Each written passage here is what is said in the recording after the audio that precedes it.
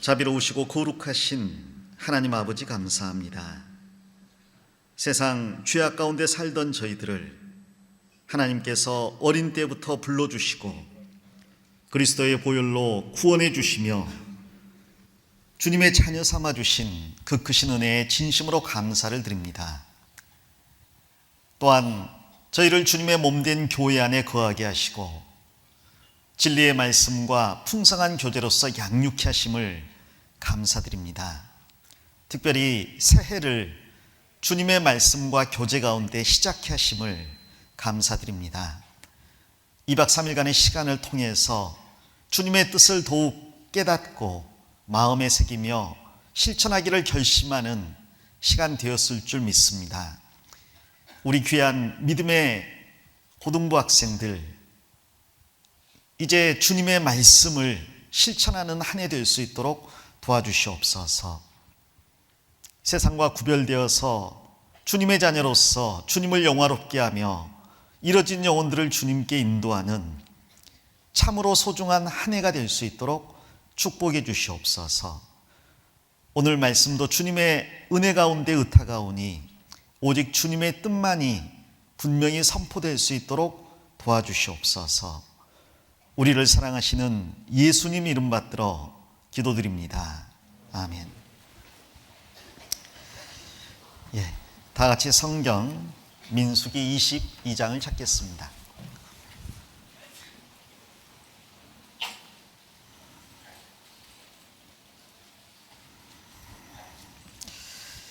민수기 22장입니다. 1절만 같이 읽겠습니다. 이스라엘 자손이 또 진행하여 모압 평지에 진쳤으니 요단 건너편 곧 여리고 맞은편이더라. 됐습니다. 올해 동계수련회는 민수기를 중심으로 성경을 공부하고 있습니다. 이 시간은 그 마지막 시간으로서 발람의 예언과 군대라는 주제로 성경을 공부할 예정입니다. 첫째 날 저녁 말씀은 진 끝을 사르심에, 어제 오전 말씀은 나시린을 통한 교훈을 배웠어요. 어제 저녁은 이제 청색끈에 대해서 하나님의 말씀을 잊지 않을 것을 각오하는 시간으로 말씀을 배웠고요. 오늘은 발람의 예언과 군대라는 제목으로 말씀을 공부할 시간입니다.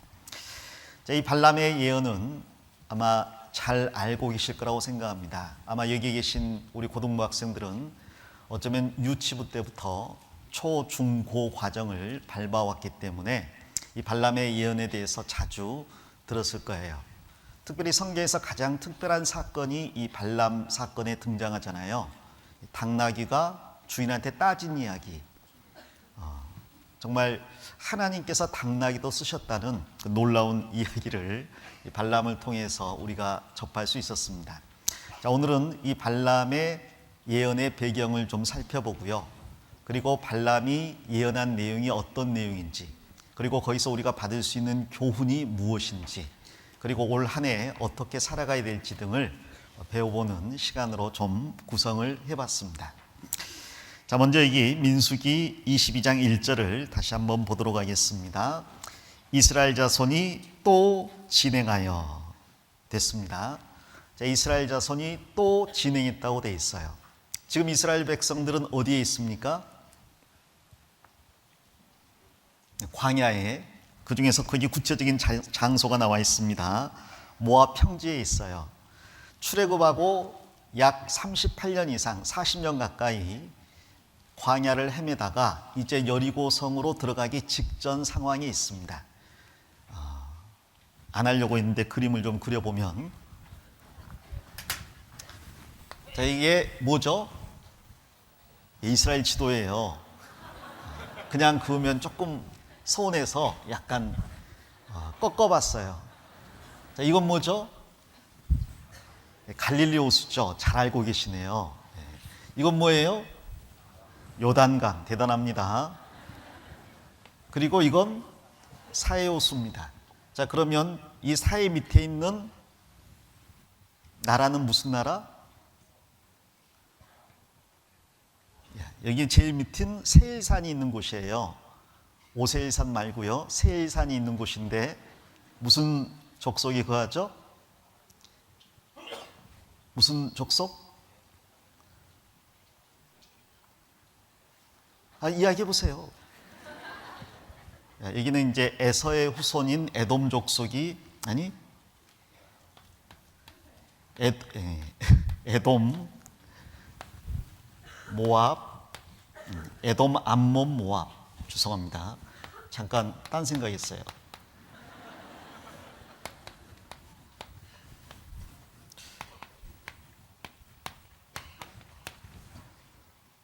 거꾸로 한 것 같은데?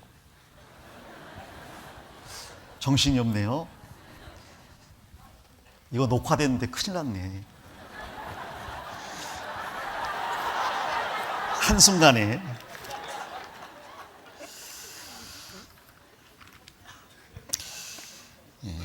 에돔, 모압, 암몬이네요. 제대로 썼는데 아닌가? 죄송합니다. 자, 에돔, 모압, 암몬이 있는데요. 이스라엘 백성들이 40년간 광야에서 헤매다가 지금 이 에돔 땅에 왕의 대로가 있어요. 이 왕의 대로는 아주 평지이기 때문에 사람들이 통과하기 좋은 길입니다. 자, 이 왕의 대로로 통과하려고 했는데 에돔 왕이 막아버렸죠. 통과하지 못하게. 그리고 나서 이제 모압 앞쪽에 와 있어요. 이 모압을 통과하면 이제 바로 여리고가 있는 겁니다. 그리고 여리고 옆에 예루살렘이 있는 거죠. 자, 이스라엘 백성들은 이리 통과해서 그래서 여리고를 마주하게 돼 있어요.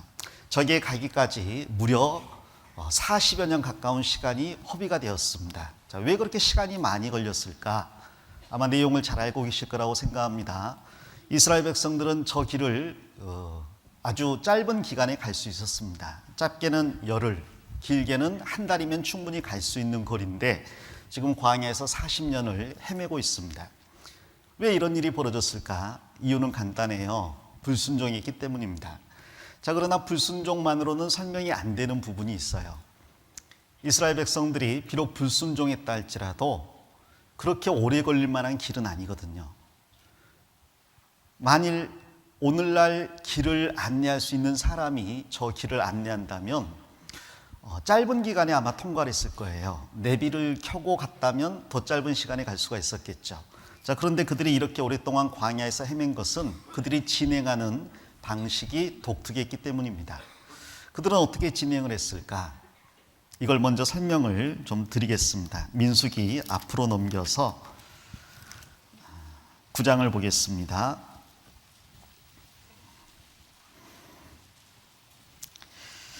민수기 9장 15절입니다. 성막을 세운 날에 구름이 성막 곧 증거막을 덮었고 저녁이 되면 성막 위에 불 모양 같은 것이 나타나서 아침까지 이르렀으되 항상 그러하여 낮에는 구름이 그것을 덮었고 밤이면 불 모양이 있었는데 구름이 성막에서 떠오르는 때에는 이스라엘 자손이 곧 진행하였고 구름이 머무는 곳에 이스라엘 자손이 진을 쳤으니 이스라엘 자손이 여호와의 명을 조차 진행하였고 여호와의 명을 조차 진을 쳤으며 구름이 성막 위에 머무는 동안에는 그들이 뭐 있다고요? 유진하였고, 유진이란 말은 진에 거 있다는 말이죠. 구름이 장막 위에 머무는 날이 오랠 때에는 이스라엘 자손이 여호와의 명을 지켜 진행치 아니하였으며 혹시 구름이 장막 위에 머무는 날이 적을 때에도 그들이 다만 여호와의 명을 조차 유진하고 여호와의 명을 조차 진행하였으며 혹시 구름이 저녁부터 아침까지 있다가 아침에 그 구름이 떠오를 때에는 그들이 진행하였고 구름이 밤낮 있다가 떠오르면 곧 진행하였으며 22, 23절 같이 읽겠습니다. 이틀이든지 한 달이든지 1년이든지 구름이 성막 위에 머물러 있을 동안에는 이스라엘 자손이 유진하고 진행치 아니하다가 떠오르면 진행하였으니 곧 그들이 여호와의 명을 조차 진을 치며 여호와의 명을 조차 진행하고 또 모세로 전하신 여호와의 명을 따라 여호와의 직임을 지켰더라. 됐습니다.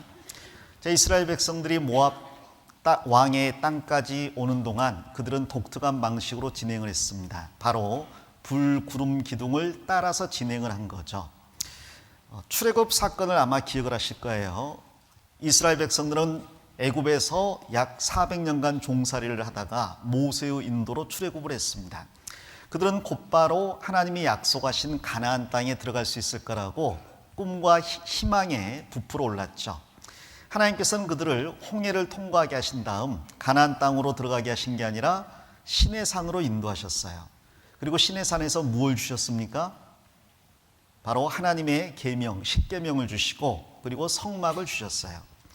왜 하나님께서 그들에게 가나안 땅에 들어가기 전에 십계명과 말씀을 주셨을까? 그리고 성막을 만들게 했을까? 바로 길을 갈 때 하나님의 말씀이 없이는 아예 가지를 말라는 의미라고 생각을 합니다. 그리고 하나님의 말씀을 따라 살면서 인간은 죄인으로 태어난지라 죄를 범할 수 있는데 하나님은 거룩하신 분인지라 죄와 함께 이스라엘 백성들을 데리고 가실 수는 없는 거예요. 그래서 그 죄를 회막에서 성막에서 해결하고 그리고 하나님께서 이스라엘 백성 중에 거하시면서 그들과 함께 동행을 하시는 거죠. 그 말씀을 그리고 성막을 짓는데 한 1년 정도가 걸렸습니다. 그렇게 말씀과 회막 제도가 정립이 되고 난 다음 그들은 진행을 했어요. 이 회막이 완성되기 전부터 이스라엘 백성들 앞에 나타난 게 있습니다. 그게 뭐냐면 불구름 기둥이었어요. 그 불구름 기둥은 이스라엘 백성들이 출애굽을 하는 순간부터 나타났습니다. 그리고 그들을 홍해바다로 인도한 것도 불구름 기둥이었고 광야에서 시내산으로 인도한 것도 불구름 기둥이었어요. 그리고 성막이 완성되었을 때 성막 위에 하나님의 영광의 상징으로 떠오른 것도 불구름 기둥이었습니다. 낮에는 구름 기둥으로 그들을 시원케 해주고 밤에는 불 기둥으로 그들을 따뜻하게 해준 거죠. 그리고 나서 그들의 길을 인도한 것도 불구름 기둥이었어요. 그러니까 이스라엘 백성들의 삶은 자신들의 계획에 달려있는 게 아니라 불구름 기둥이 떠오르면 진행을 하는 거고요. 멈추면 그 자리에 멈추는 거예요. 문제는 불구름 기둥이 언제 떠오를지 언제 진행할지 얼마나 머무를지 아무도 모른다는 사실이죠. 그림을 좀 보도록 하겠습니다. 시내산에서 하나님의 계명, 율법을 받고 그리고 성막을 지었어요. 성막이 완성되니까 여호와의 영광이 성막 위에 임했습니다. 그리고 나서 그들은 가나안 땅에 들어갈 때까지 그 불구름 기둥을 내비게이션 삼아서 진행을 한 거예요. 홍해를 통과할 때도 그리고 광야 어느 곳을 갈 때에도 이 불구름 기둥이 앞에서 먼저 이스라엘 백성들을 인도하는 거죠. 이스라엘 백성들은 불구름 기둥을 보다가 구름 기둥이 진행을 하면 따라가는 거예요. 멈추면 멈추는 거죠. 밤에도 불 기둥이 진행을 하면 따라가는 거고 멈추면 멈추는 겁니다. 그러니까 그들은 구름 따라가고 불 따라간 민족이에요. 그런데 그것을 자신들의 힘으로 통제할 수가 없잖아요. 빨리 갑시다 하나님이라고 말할 수가 없거든요. 한 달이 됐건 1년이 됐건 그 불구름 기둥이 진행하지 않고 멈춰 있으면 다른 도리가 없습니다. 그들도 멈춰 있어야 되는 거예요. 이 불구름 기둥은 어떤 의미일까? 자, 이것은 신약 시대로 말한다면 구원받을 때 우리 안에 거하시는 성령의 상징이라고 말할 수가 있습니다. 그리고 우리의 삶은 성령을 따라 사는 삶이라고 정리할 수가 있는 거죠. 구원받은 이후에 그리스도인의 삶은 자신의 생각이나 의지대로 사는 게 아니라 주님의 뜻을 따라 사는 삶이라고 말할 수 있잖아요. 자, 그런데 이 불구름 기둥을 따라가는 이스라엘 민족들의 모습을 좀 더 자세히 생각을 해보도록 할게요. 자, 이스라엘 백성들은 광야에서 40년을 거했습니다. 그 숫자가 장정만 60만 명이니까 남녀노소를 합치면 200만 명 이상, 300만 명 가까운 엄청난 규모일 거예요. 그 물이 없고 간조한 땅, 뱀과 전갈이 우글대는 땅, 사람이 거할 수 없는 땅에 수백만 명의 사람들이 40년을 거했다. 엄청난 장관이 될 겁니다. 자, 그 지역을 이 대상인들, 상인들이 종종 왔다 갔다 해요. 예를 들어서 요셉을 형들이 팔았잖아요. 그때 이스마엘 상인들이 요셉을 사서 애굽에 데려갔지 않습니까?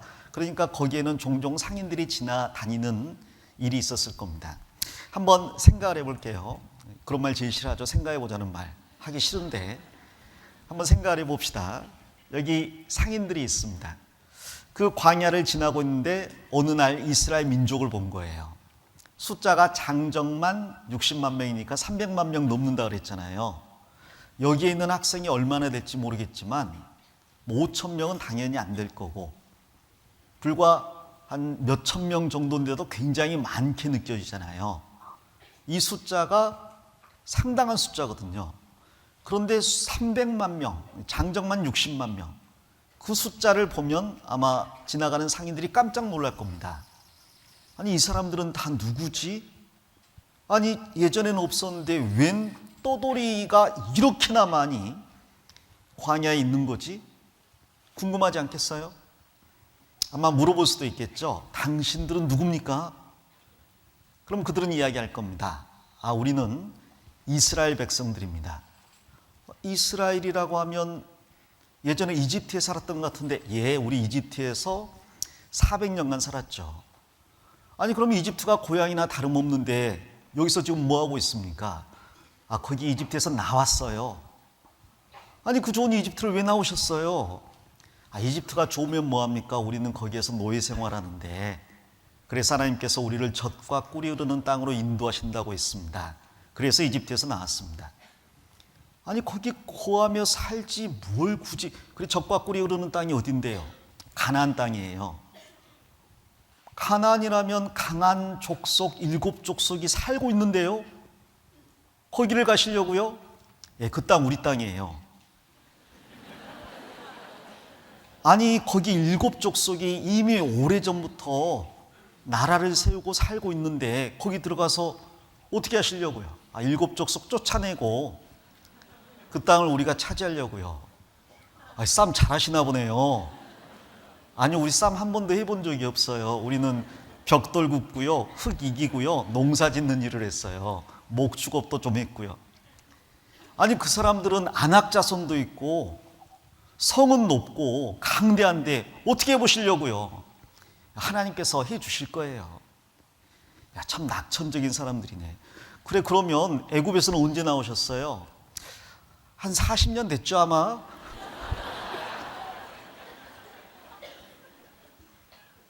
아니, 그럼 왜 가나안은 안 들어가고 여기 계시는 거예요? 아, 그건요, 하나님께서 우리를 인도하시는데 그 하나님께서 아직 가나안 땅에 들어갈 때가 아니라고 광야를 우리가 맴돌게 해서 지금 돌고 있는 겁니다. 하나님이 어디 계시는데요? 저기 계시잖아요. 어디요? 저기 구름 보이시죠? 예, 저희 하나님의 상징이에요. 저기 따라가요. 구름 따라가요? 예. 구름 따라가요? 예, 구름 따라가요. 뜬구름 잡는 소리 하고 있죠. 아니, 구름이 어디로 갈지 어떻게 알아서? 그럼 구름이 이렇게 쭉 가나안 땅으로 가나요? 아니요, 어떨 때는 삥 돌아서 다시 원위치해요.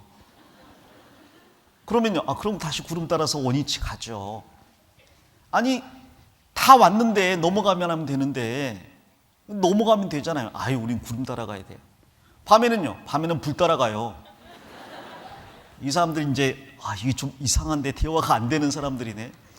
아니, 그러면 구름이나 불이 어떻게 진행을 하죠? 하루에 몇 킬로 정도나 진행을 하나요? 그건 몰라요. 구름이 떠오를 때도 있고 안 떠오를 때도 있어요. 안 떠오르면요, 안 떠오르면 그냥 있어야죠. 며칠간 있는데요, 몰라요. 그건 구름맘이에요. 아니, 그럼 구름이 안 떠오르면 그냥 가만히 넋놓고 있다가 구름만 쳐다보고 있다가 떠오르면 밤중에도 일어나고 아침에도 일어나고 가는 겁니까? 아, 당연히 그래야죠. 우리는 그렇게 40년간 살았어요. 정말 순진한 사람들이잖아요. 그렇죠? 아니, 그러면 구름이 안 떠오르면 얼마나 안 떠오르는데요? 어떨 때는 일주일, 어떤 때는 한 달, 어떤 때는 1년. 그럼 1년간 구름 쳐다보고 있어요? 그러죠. 아, 그럼 어려움이 많겠네요. 아, 이거 처음에는 굉장히 힘들었어요. 저희도 처음에는 당장에 가나안 갈 줄 알았는데 가다가 구름이 멈추길래 멈췄죠. 아침에 떠오르니까 짐 쌌죠. 저녁에 멈추길래 또 멈췄죠. 아침에 떠오르니까 짐 쌌죠. 그 다음에는 아침에 미리 짐 싸놨는데 안 떠오르더라고요. 이상하다, 떠오를 시간이 됐는데 하고 기다리고 있는데 안 떠오르는 거야. 좀 있으면 떠오르겠지 하고 계속 기다리는데 점심 넘어갔어요. 아빠 배고파요. 야, 그러면 짐 풀어라, 밥에 먹자. 한데 떠오르는 거야. 야, 다시 싸라, 가자. 이게 좀 예측 가능해야 되는데 예측이 안 되는 형식으로 떠오르거든요. 어떤 때는 밤이 돼서 피곤하니까 자야 되겠는데 계속 가는 거야. 아빠 졸려요. 나도 졸려 죽겠다. 그런데 어떻게 가야지. 언제까지 가는데요? 그건 모르지. 가자. 근데 이틀, 3일 계속 가는 날도 있어요. 가야죠. 그러다가 잠깐 멈췄어요. 아이고, 좀 쉬자 하고 있는데 다시 떠올라. 그럼 또 가야 되잖아. 어떤 데에서는 1년을 머물렀다고 되어 있습니다. 다음날 일어나서 짐을 쌌어요. 아빠, 안 떠오르네요. 경험상 점심때쯤에는 떠오를 것 같아. 안 떠오르는데요. 이제 와서 짐 다시 풀면 불편하잖아. 좀만 참자. 김밥 먹고. 그래서 이제 기다리는데 저녁 때도 안 떠오르라. 짜장면 시켜 먹고 다음날 또 아침에 기다립니다. 그렇게 버텨보는데 일주일이 아니라 30일이 아니라 1년을 가면 그럼 이제 짜증나잖아요. 아마 백성들 중에 그런 사람이 있었을지 몰라요. 모세나 아론한테 가서 아니 좀 하나님께 여쭤보세요. 다음 계획을 언제 떠오를지. 그걸 알면 우리가 좀 계획을 잡을 수가 있는데 이거 언제 떠오를 줄 모르니까 짐 쌌다가 풀었다가 짐 쌌다 풀었다. 자다가도 혹시 불 기둥 떠오르는지 봐야 되고 아침에 혹시 늦잠 잤다가 구름 기둥 가버리면 자기들만 남고. 이게 좀 예측이 불가능하니까 항상 불 구름 기둥만 쳐다보고 사는 삶이 정말 어리석은 삶인데 좀 알려주시면 안 될까요? 1년 머무를 거면 미리 1년 후에 떠난다고 말씀해 주셨으면 우리가 다른 데로 좀 가고 장사도 좀 하고 돈도 좀 벌고. 그럴까 봐 말 안 한 거예요. 그럴까 봐. 1년 있다가 떠난다 그러면 그럼 1년이나 광야에 있어? 그럼 잠깐 어디 갔다 오지 하고 안 돌아올 거 아니에요. 그래서 하나님이 하시는 일을 예측 못하게 대신 민감하게 하나님의 불 구름 기둥을 쳐다보게 했습니다. 그들은 40년간 항상 눈을 어디다 고정해요? 불 구름 기둥에 고정하고 사는 거예요. 그리고 그 움직임에 민감하게 반응을 보이는 겁니다. 하나님이 왜 그렇게 하셨을까? 이스라엘 백성 중에는 그런 생각하는 사람도 있었을 거예요. 하나님 지금 도대체 뭐 하시는 거예요? 우리 훈련하시는 거예요? 뭐라고 하실까요, 하나님이? 오, 잘 알고 있구나. 맞아. 훈련이야. 왜 훈련이 필요하죠? 그들은 가나안 7족속과 싸워야 됩니다. 그런데 출애굽할 때는 노예였고요. 아무 힘없고 규율도 없고 아무것도 갖춰지지 않은 말 그대로 전혀 준비되지 않은 오합지졸이었어요. 그들을 데리고 어떻게 가나안 땅에 들어가서 전쟁하겠습니까? 그들이 그대로 만일 가나안 땅에 들어간다면요. 가나안 땅에 들어가지도 않았죠. 가데스바네아에서 반역에서 돌아왔으니까. 그러나 그 상태에서 무리해서 들어갔다면 그럼 하나님께서 하라는 대로 하겠습니까? 전혀 훈련이 안 돼 있는데 여리고성 보면 겁먹고 도망가겠죠. 안악자성 보면 싸울 생각도 못 하겠죠. 자, 그러나 40년 동안 하나님의 말씀에 성실하게 반응하는 훈련을 거친 그들은 후에 강대한 군대가 됐어요. 이제 하나님의 말씀이라면 무조건적으로 반응을 보이고 순종하는 그런 사람들이 되었습니다. 실제로 그들이 가나안 땅에 들어갔을 때 먼저 요단강 건너잖아요. 그때 하나님께서 제사장들이 먼저 발을 요단강 물에 담그면 갈라질 거라고 이야기했습니다. 그런데 우리가 배운 것처럼 요단은 모맥이 추수되는 때에는 항상 넘쳐 흘러잖아요. 발 내디뎠다가는 빠져 죽잖아요. 그런데 그들은 40년간 준비를 해왔기 때문에 담대하게 발을 요단강에 담궜습니다. 그러자 갈라졌죠. 이스라엘 백성들이 거기를 통과했어요. 요단을 건넌 다음에 그들이 거한 곳이 길갈이에요. 길갈에서 그들이 뭘 했습니까? 이제 길갈 다음이 여리고니까 바로 전쟁해야 되거든요. 전쟁을 하기 위해서 요단을 이미 넘어왔고 돌아갈 수가 없어요. 이제 눈만 뜨면 전쟁해야 되는데 하나님께서 갑자기 자, 너희들 남자들은 광야에서 할례를 받지 않았기 때문에 이제 여기서 할례를 받아야 된다. 할례해라 그랬어요. 할례 아시죠? 남자들의 포경수술 같은. 근데 그 당시에는 외과 의술이 발달하지 않았기 때문에 지금처럼 수술하고 며칠 만에 아무는 그런 시스템이 아니었을 거예요. 칼을 날카롭게 만들어서 수술을 해야 되는데 돌을 깎아가지고 수술하고 그랬거든요. 얼마나 아프겠어요. 실제로 이스라엘 백성들은 거기에 대한 트라우마가 있어요. 예전에 야곱의 아들들 시므온과 레위가 자기 여동생을 범한 그 족속들을 학살하기 위해서 괴계를 썼죠. 우리가 너희하고 결혼할 건데 그러나 할례 받지 않은 사람들하고는 결혼을 안 하니까 할례 받아라. 그럼 좋다, 할례 받겠다. 할례 받고 고통하고 있는 중에 가가지고 다 죽였거든요. 그 할례 받고 고통받는 중에는 싸울 수가 없어요. 거의 무기력한 상태예요. 걸음도 제대로 못 걷죠. 이렇게 걷죠. 어그적 아프니까 어떻게 싸우겠습니까? 그런데 지금 여리고성 전쟁을 앞두고 할례 받으라고 해요. 상식적으로 말이 안 되죠. 할례 받아야 돼요? 그러다가 적들이 쳐들어오면 다 죽는데. 그런데 할례를 받습니다. 고통을 받고 할례를 받아요. 그 다음에 하나님께서 또 뭐라고 하셨어요? 이제 여리고성과 전쟁할 텐데 하루에 한 바퀴씩 돌아라. 아니 지금 할례 받은 지 얼마 안 돼가지고 이렇게 걸어야 되는데요? 돌아라. 그런데 순종했습니다. 걸어갑니다. 여리고성 난리가 났을 거예요. 드디어 쳐들어옵니다. 모두 전투 준비. 오는 폼이 좀 이상합니다. 어떻게 이상한데? 어그적거립니다. 컨셉일지 몰라. 정신 차려봐. 근데 정말 어그적거리면서 한 바퀴를 삥 돌다가 돌아가잖아요. 이건 뭐지? 아마 그날 밤에 전략회의했을 거예요. 이 어떤 신호지? 무슨 의미지? 고민을 많이 했을 거예요. 그 다음날도 쳐들어옵니다. 준비. 또 어그적거리며 한 바퀴 돕니다. 갑니다. 이건 뭐지? 한 3, 4일 고민해 보니까 아무것도 아니라는 걸 알게 됐어. 5일, 6일, 7일 자꾸 도니까 이제 이 사람들 완전히 돌았구나. 이렇게 생각하고 있는데 7바퀴를 돌잖아요. 소리 질러서 성을 무너뜨리잖아요. 그건 비정상적인 전투 방법인데 거기에 전적으로 순종하는 백성이 됐습니다. 그 과정이 40년이 필요했어요. 하나님께서 광야에서 이스라엘 백성들을 철저하게 훈련시킨 거죠. 그들은 하나님의 말씀에 민감하게 반응하면서 혹 자기 이성에 맞지 않는 명령이라도 순종할 준비가 돼 있는 거예요.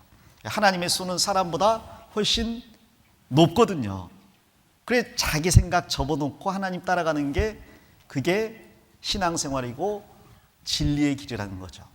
아마 그 이스라엘 백성들을 광야에서 만난 그 상인들은요 정말 답답했을 거예요. 아니 여보시오, 당신들 정말 이해가 안 됩니다. 제가 지혜를 줄 테니까 제 말대로 하세요. 여러분 그 구름 따라갈 필요 없고요. 제가 길 알려드릴게요. 여기서 이리 돌아가지고 저리에서 쭉 가면 열흘이면 갑니다.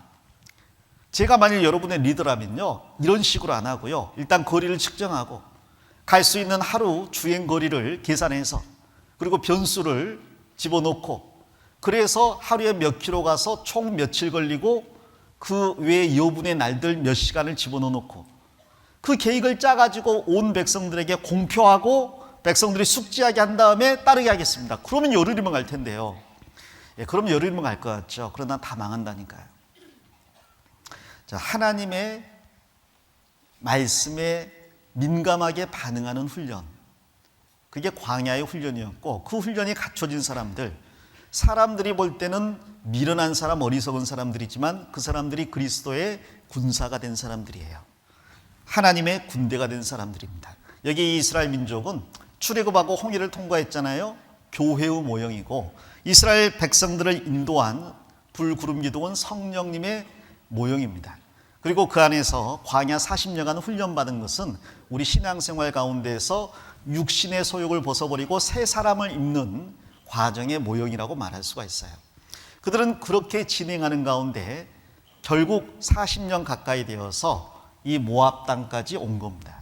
그리고 이 모압을 통과해서 요단강을 지나 여리고로 들어갈 계획을 세우고 있는 거예요. 자, 그런데 이 모압 왕이 고민이 된 거예요. 이 이스라엘 민족이 광야에 40년간 생존했다는 것 자체도 불가사의한 일이지만 자기 땅에 근접해 오면서 에돔, 모압, 암몬은 하나님께서 손대지 마라 그랬습니다. 왜? 에돔은 롯의 후손들이 세운 나라가 모압과 암몬이고 에돔은 에서와 야곱 중에서 에서의 후손이 세운 나라가 에돔이거든요. 전부 다 에돔, 모압, 암몬은 이스라엘 민족과 관계가 있어요. 그리고 이스라엘 민족과 관계가 있다는 의미에서 하나님께서 다른 이방과는 다르게 대하십니다. 심지어 이집트마저도 이스라엘 백성이 400년을 살았고 예수님께서 어린 시절 이집트로 피난을 가셨잖아요. 그래서 이집트나 혹은 이스라엘과 관계가 있는 에돔, 모압, 암몬은 하나님께서 다르게 대하셔요. 그래서 온 세상 마지막 심판 때도 이 나라들은 좀 특별하게 하나님이 다루십니다. 하나님께서는 이 이스라엘 백성들에게도 이들과 싸우지 말라고 하셨어요. 그리고 그들의 길을 통과만 하라고 하셨습니다. 그런데 에돔이 통과를 안 시켰어요. 모압 땅도 통과만 할 거예요. 싸우지 않을 거예요. 그런데 모압 왕은 지레 겁을 먹었습니다. 왜? 에돔은 건드리지 않았지만 가나안 두 왕은 멸망시켰거든요. 이 아모리 족속의 왕들은 멸망을 시켰거든요. 그러니까 이 이스라엘이 두려운 겁니다. 이거 어떻게 하지? 고민이 된 거죠. 숫자는 많고 이 싸운 걸 보니까 보통이 아닌 거예요. 그냥 이집트 노예들이라고 생각했는데 어느덧 40년이 다 되어서 군대가 돼가지고 온 겁니다. 두렵죠. 그래서 이들을 어떻게 막을까 고민을 한 거예요.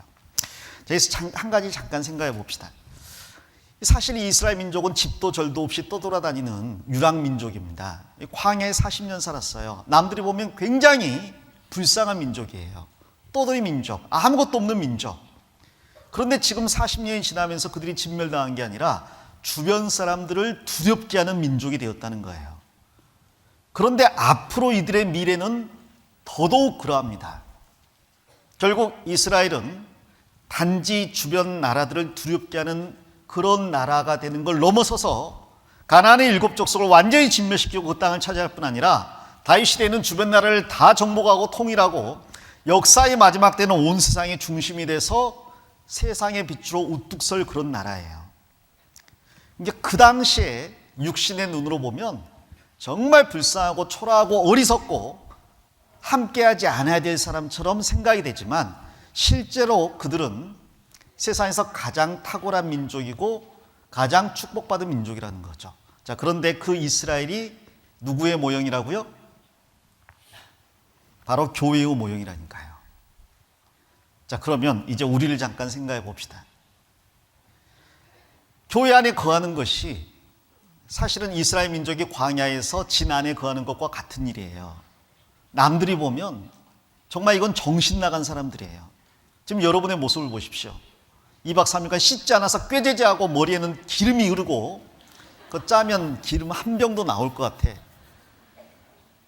이게 지금 장소가 난민촌도 아니고 옆에 배낭이며 침낭이며 막 먹을 거 초코파이 막 늘어놓고 거지같이 2박 3일을 여기 거하고 있잖아요.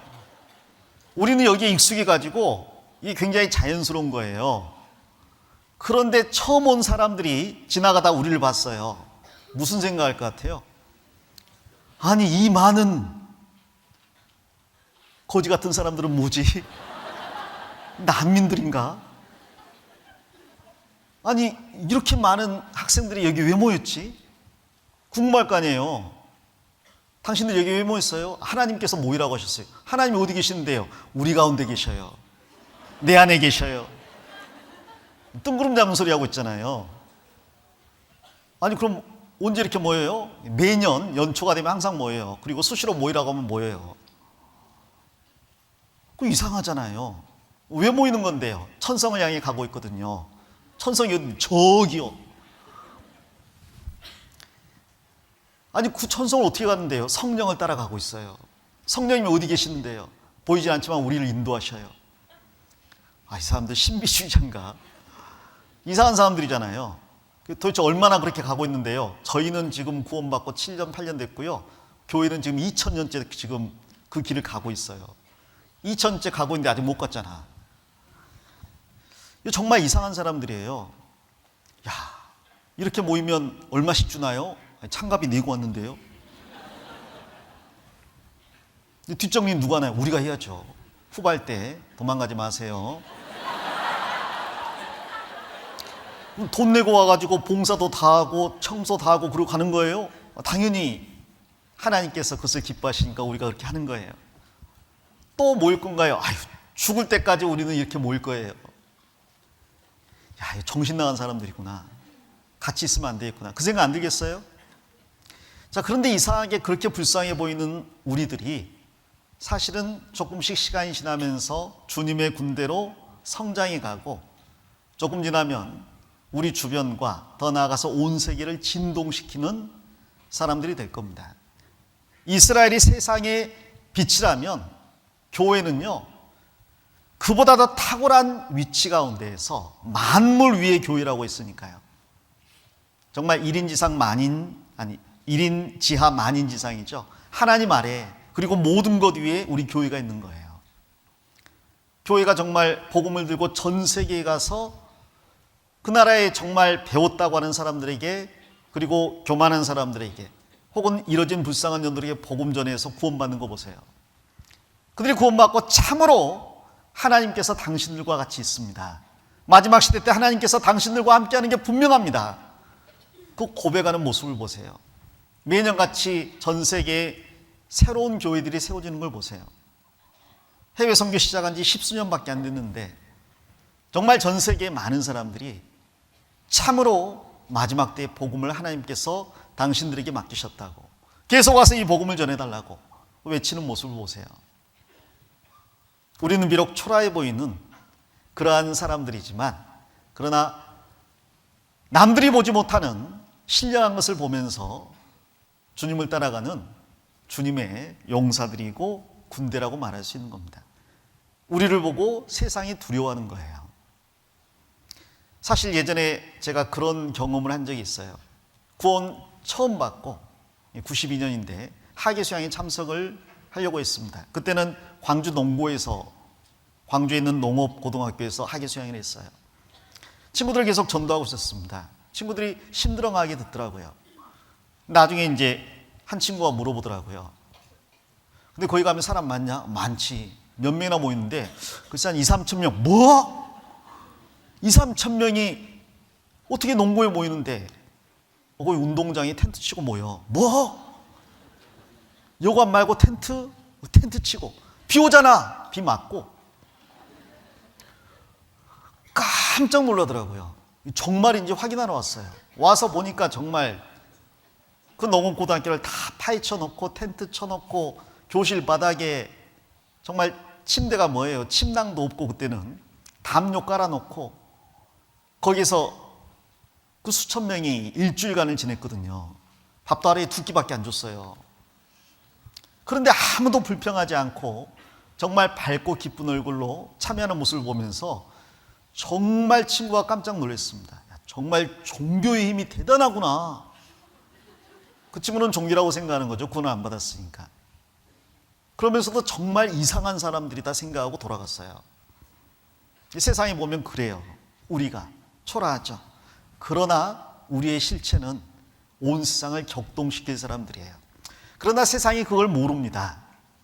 그런데 그걸 모르던 이 발람도 하나님이 눈을 열어주니까 그걸 보게 됐어요. 자, 이 이스라엘 백성들이 모압 땅에 왔을 때 발락이요, 모압 왕이죠. 이스라엘 백성들 때문에 두려워 떨었습니다. 사실은 이 모압 왕뿐 아니라요, 여리고성 사람들도 간담이 다 녹았어요. 그 유랑 민족, 떠돌이 민족 때문에 간담이 다 녹고 두려워 떨었습니다. 이 발락이 얼마나 무서웠는지 거짓 선지자 발람, 이제 술사입니다. 주술사, 마술사. 이 술사를 불러서 이 이스라엘 백성을 행여라도 저주하면, 그러면 저주를 받지 않을까, 멸망하지 않을까, 그럼 우리가 살아남지 않을까. 그래서 돈을 줘서 발람을 불러내죠. 이 발람, 신약성에서는 미친 선지자, 망령된 사람이라고 평하고 있습니다. 그는 끝까지 하나님을 이용해 먹으려다가 결국 칼에 죽임을 당한, 그리고 불의의 삭슬 사랑한 사람으로 기록이 되어 있고, 더 나아가서 당나귀한테 책망을 받는 사람으로 기록이 되어 있어요. 그런데 이 미친 선지자도 하나님께서 눈을 열어주시니까요, 남들이 보지 못하는 그 이스라엘 민족의 놀라운 미래를 볼 수 있었어요. 그 안에 하나님이 계시는 걸 볼 수 있었고, 그들이 탁월한 민족이라는 걸 볼 수 있었고, 그들 가운데 거하는 게 진짜 복이구나라는 것을 볼 수 있었습니다. 자, 그 발람의 예언을 좀 보도록 합시다. 나머지는 다 아실 테니까 건너뛰겠습니다. 자, 민수기 20 23장을 가보겠습니다. 23장 7절입니다. 발람이 노래를 지어 가로되 발락이 나를 아람에서 모압 왕이 동편 산에서 데려다가 이르기를 와서 나를 위하여 야곱을 저주하라 와서 이스라엘을 꾸짖으라 하도다.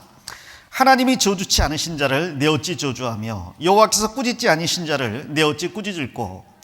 내가 바위 위에서 그들을 보며 작은 산에서 그들을 바라보니 같이 읽겠습니다. 이 백성은 홀로 처할 것이라 그를 열방 중에 하나로 여기지 않으리로다. 10절도 같이 읽어볼까요? 야곱의 티끌을 네 능히 계산하며 이스라엘 4분의 1을 네 능히 계수할꼬. 나는 의인의 죽음같이 죽기를 원하며 나의 종말이 그와 같기를 바라도다. 이 화면을 보시면 모압 왕 발락이요, 발람을 초청을 했어요. 발람은 안 갔어야 되는데 나귀한테 책망을 받으면서도 갔죠.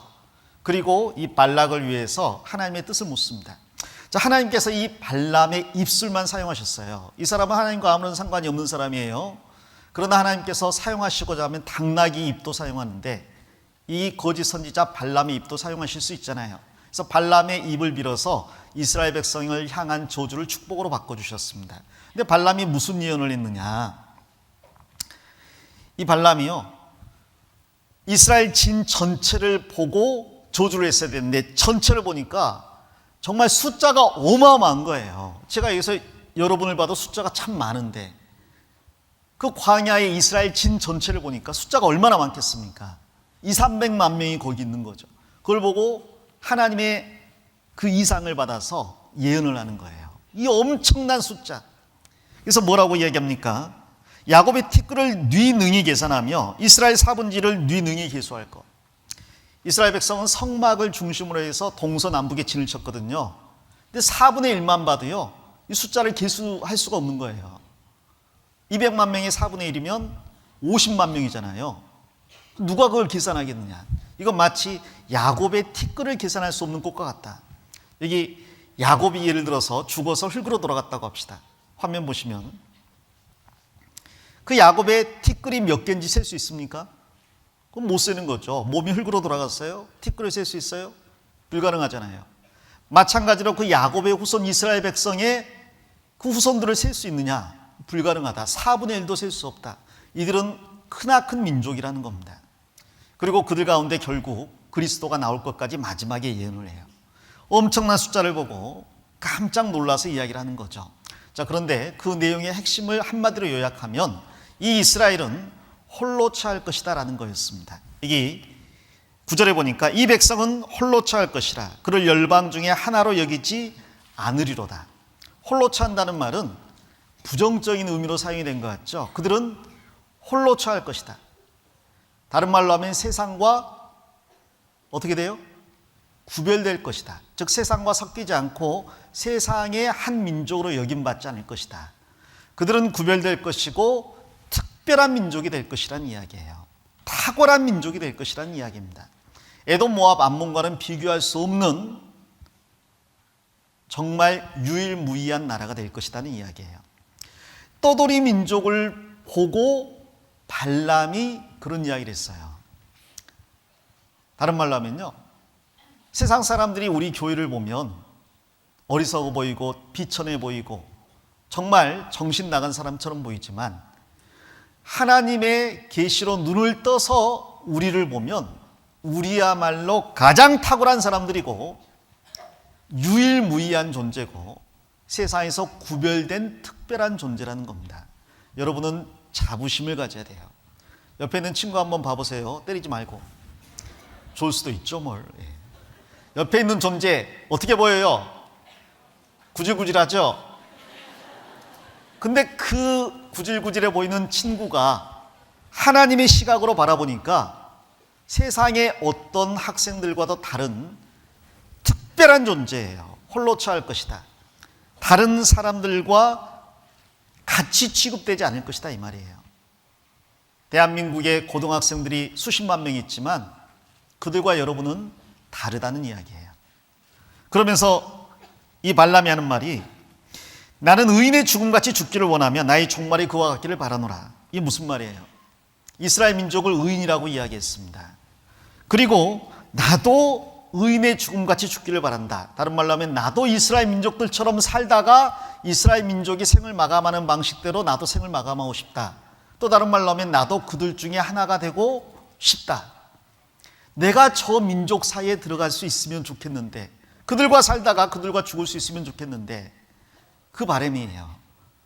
이 발람은요, 거짓 선지자지만 돈을 사랑한 사람이어서 돈이 엄청나게 많았습니다. 그리고 귀족들이 와서 간청을 할 만큼 그 권세가 있는 사람이었어요. 모압 왕을 저주했지만 모압 왕이 결코 해코지할 수 없는 그런 권력도 있었던 사람입니다. 그리고 무엇보다도 당시에 큰 영향력을 끼치던 술사거든요.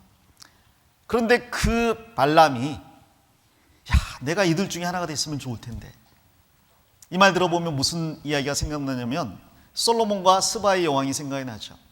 스바의 여왕은 엄청난 권세와 돈을 가진, 그리고 지혜를 가진 여왕이었습니다. 그런데 솔로몬과 그 지혜와 그 궁전과 그 성전을 보고 당신의 사람들이 복되도다, 당신의 신하들이 복이 되도다, 그렇게 이야기했거든요. 왜? 항상 당신 앞에 서서 당신의 지혜를 들을 수 있기 때문에. 아니, 이 스바의 여왕은 왕인데 지금 신하를 부러워하고 있어요. 근데 그건 진심이었습니다. 실제로 눈이 떠져서 보이면 정말 이스라엘이 탁월한 민족인 것처럼 구원받은 그리스도인과 교회는 비교할 수 없을 만큼 탁월한 존재들이에요. 여러분은 자부심을 가져야 돼요. 비록 성적은 8등급, 9등급이지만 그래도 나는 하나님의 백성이고 나의 미래는 장차 온 세상 왕들을 심판하고 온 세상 대통령을 꾸짖을 그런 위치에 있는 사람들이 우리예요. 여러분, 우리가 주님과 함께 세상의 왕들을 심판하는 거 아시죠? 불러서 꾸짖는 거예요. 그때 아셨어요? 모르셨어요? 바른 대로 말하세요. 돈 받으셨어요? 안 받으셨어요? 이렇게 꾸짖을 수 있는 게 우리들이에요. 지금은 청와대도 못 가지만. 자, 이 발람이요, 눈을 뜨니까 내가 이들 중에 하나가 될 수 있다면 좋겠다. 그들과 살다가 그들과 죽을 수 있으면 좋겠다. 근데 실제로 만일 그 이스라엘 민족 가운데 들어갈 수만 있다면 그게 정말 큰 축복이 되는 겁니다. 여기 민수기 다시 앞으로 가봐서요, 10장을 가보겠습니다.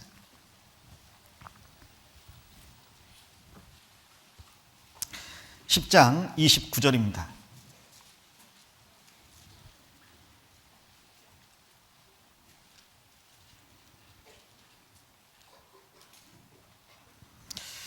(10장 29절) 모세가 그 장인 미디안 사람 루엘 아들 호밥에게 이르되 여호와께서 주마하신 곳으로 우리가 진행하나니 우리와 뭐 하자고요?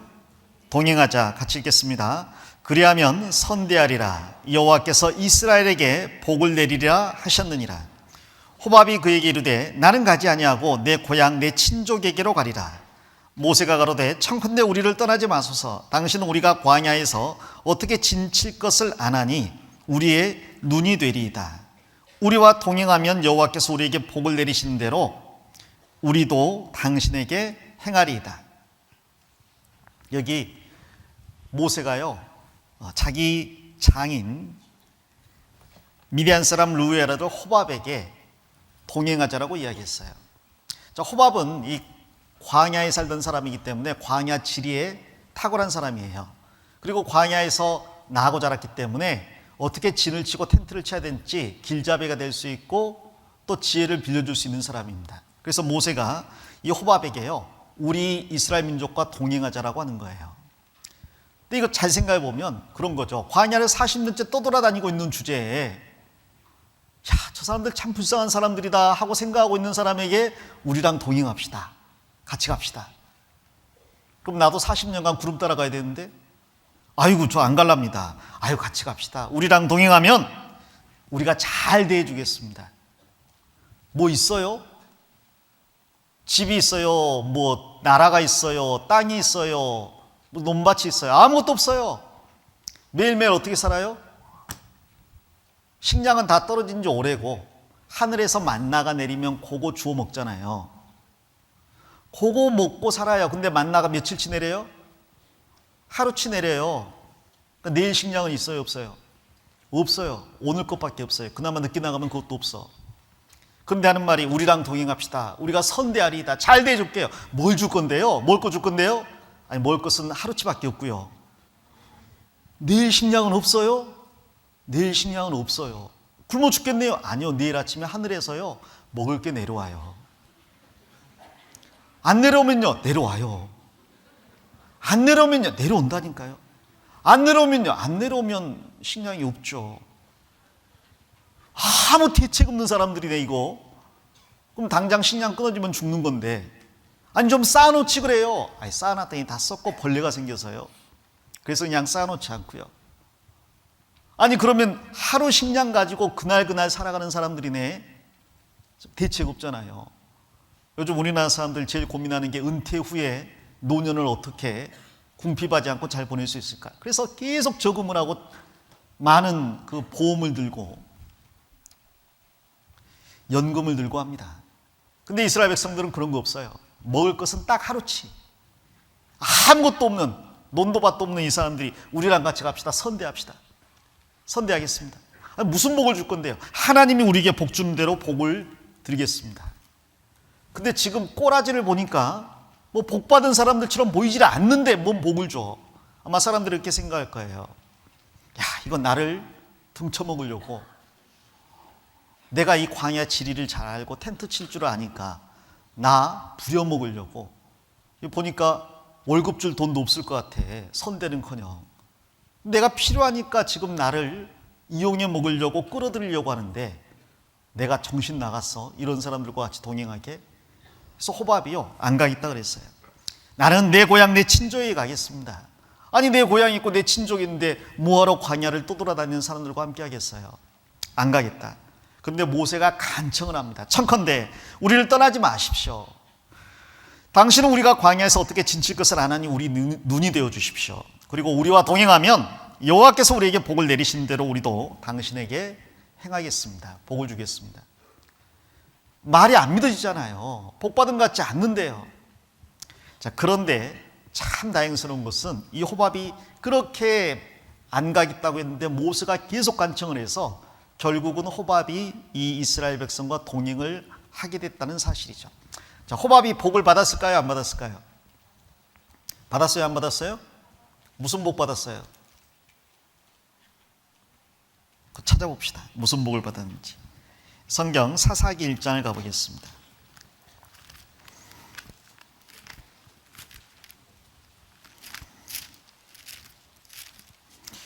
자, 사사기 1장 16절입니다. 같이 읽겠습니다. 모세의 장인은 겐 사람이라 그 자손이 유다 자손과 함께 종려나무 성읍에서 올라가서 아랏 남방의 유다 황무지에 이르러 그 백성 중에 거하니라. 이 모세의 장인은 겐 사람, 겐 족속이에요. 그런데 이 겐 족속 사람들이 모세의 초청에 의해서 처음에는 거절했지만 나중에는 이스라엘 백성 중에 거하게 됐습니다. 그리고 이스라엘 백성과 함께 요단강을 건너서 처음 있는 그 종려나무 성읍, 거기가 이제 여리고겠죠. 거기에서 올라가서 유다 황무지 가운데, 유다 족속 가운데 거하게 됐어요. 그들은 광야에 거하게 된 겁니다. 여러분, 여기 이스라엘 땅의 남쪽은 광야예요. 근데 그 지역을 유다 지파가 얻었거든요. 예루살렘을 포함해서. 그리고 그 유다 지파가 속한 그 광야 지역에 겐 족속도 들어가 살았어요. 이 겐 족속은 모세의 장인 족속이고 이방인이었지만 그러나 초청에 응해서 가장 신앙이 좋은 유다 족속과 함께 있게 됐습니다. 자, 그로 인해서 이스라엘 민족의 역사 가운데 큰 공로도 세우고 생명도 보존하고 나중에 예수 그리스도까지 그 후손들이 맞이하게 되는 놀라운 축복을 얻게 돼요. 자, 이들은 처음에 이 유다 황무지에 갔을 때 어쩌면 실망했을지 몰라요. 복 준다고 하더니 땅을 분배받아 보니까 유다 족속과 함께 하게 됐는데 유다 족속이 황무지를 분배받았거든. 원래 우리가 살던 그 지역은 그래도 나은 곳인데 이 황무지를 얻게 되니까 야, 우리가 괜히 여기 동해 있나 보다. 그런 생각했을지도 몰라요. 자, 그러나 그 가운데 있으면서 점점점 신앙이 좋아집니다. 사사기 4장을 가보겠습니다. 이 겐족 속에서 유명한 여자가 나오죠. 사사기 4장 11절입니다. 모세의 장인 호밥의 자손 중 겐 사람 헤벨이 자기 족속을 떠나 게데스에 가까운 사하나님 상수리 나무 곁에 이르러 장막을 쳤더라. 여기 겐 사람 헤벨이 나옵니다. 이 겐 사람이라고 되어 있으니까 모세의 장인 호밥의 후손이겠죠. 그런데 이 헤벨이 아내가 있었어요. 근데 그 아내가 유명한 여자가 되죠. 뭘로 유명해요? 이스라엘이 시스라 군대 장관과 전쟁을 하고 있을 때 그때 시스라가 도망을 갔어요. 이스라엘 사람들의 추적을 벗어났습니다. 자, 그런데 그 시스라가 이 겐 족속과는 친한 관계에 있었기 때문에 겐 족속 집에 들어갔어요. 그 겐 족속 집에 헤벨의 집에 갔습니다. 자, 그런데 헤벨의 집에 아마 남편 없었던 것 같고 야엘, 아내가 있었어요. 그 야엘은 이스라엘 백성과 함께 거하면서 이스라엘의 하나님을 믿게 된 믿음의 여자가 됐습니다. 그런데 지금 이스라엘의 원수인 그 시스라가 자기 집에 들어왔잖아요. 어떻게 했어요? 아이고, 어서 오세요. 너무 피곤하시죠? 걱정 말고 제가 보여드릴게요. 들어오세요. 하고 이것 좀 드세요. 엉긴 젖 요구르트도 주고 먹을 것도 주고, 그리고 좀 푹 쉬세요. 좀 한숨 돌리세요. 그러면 누가 오면 나 없다고 하고 작게 믿고, 그래서 푹 잤죠. 얼마나 피곤했겠어요, 전쟁 중에. 이 겐 사람 헤벨의 아내 야일은 칼을 써본 적도 없고 창이나 활을 써본 적도 없고, 근데 항상 쓰는 건 뭐야? 항상 이 자기 땅이 아닌 유다 족속 땅에서 이리저리 떠돌아다니니까 텐트를 치고 거두고 치고 거두고 맨날 하잖아요. 텐트 칠 때 중요한 게 말뚝을 잘 박는 거거든. 안 그러면 텐트가 무너지잖아요. 맨날 말뚝 박는 것만 했어. 그래서 말뚝 박는 망치하고 정을 가지고 와서 자고 있는 시스라 정수리에 대고 빵 박아버렸죠. 그대로 죽었어요. 천하의 군대 장관 시스라가 여자 손에 죽었어요. 잠자다가 머리에 말뚝이 박혀서. 엽기적인 이야기죠. 자, 그런데 최고의 공로를 세운 여인이 된 겁니다. 이 여인이 이스라엘을 구원한 구원자가 된 거예요. 이스라엘 땅에 거해 살면서 이스라엘 민족을 구원해 준 족속이 된 거죠. 점점점 이스라엘 민족보다 더 나은 신앙을 갖게 됩니다. 나중에 이 겐 족속이요, 이 지역에 살다가 위기에 처한 때가 있어요. 사울이 하나님의 명을 받아서 아말렉을 명하라는 그 명을 수행하러 갑니다. 근데 아말렉 족속들이 사는 곳에 겐 족속이 있어요. 그러면 같이 진멸당해야 되잖아요. 그런데 이 겐 족속은 이스라엘을 구원한 전력이 있고 이스라엘과 하나가 된 민족이기 때문에 이 사울이 이 겐 족속을 대피를 시킵니다. 그래서 그 아말렉을 완전히 진멸시킬 때에도 먼저 경고를 줘요. 사무엘상 15장 가보겠습니다.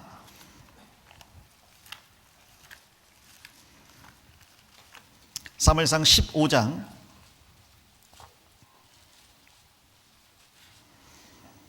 5절입니다. 사울이 아말렉 성에 이르러 골짜기에 복병하니라. 사울이 겐 사람에게 이르되 아말렉 사람 중에서 떠나 내려가라. 그들과 함께 너희를 멸하게 될까 하노라. 같이 읽겠습니다. 이스라엘 모든 자손이 애굽에서 올라올 때 너희가 그들을 선대하였느니라. 이에 겐 사람이 아말렉 사람 중에서 떠나니라. 여기 겐 족속이 아말렉 사람 가운데 있었는데 하마터면 다 진멸당할 뻔했잖아요. 그런데 이스라엘 백성에게 선대했기 때문에 사울이 먼저 사람들을 보내서 거기서 떠나라고 했어요. 그래서 생명을 전부 다 보존할 수 있었습니다. 그러니까 광야에서 이스라엘 민족과 연합하는 가운데 이스라엘 민족 가운데 거하면서 그들의 하나님을 알게 되고 그들을 구원해 주기도 하고 또 그들에 의해서 구원을 받기도 하고, 나중에 다윗은 이 겐 족속을 특별하게 보호를 했어요. 그리고 더 나아가서 나중에 이 겐 족속은 더 이스라엘보다 신앙이 좋은 사람들로 성장을 하게 됩니다. 나중에 역대기에 보면 그들의 족보가 나와 있는데요. 역대기 한번 가보겠습니다. 역대상을 가볼게요.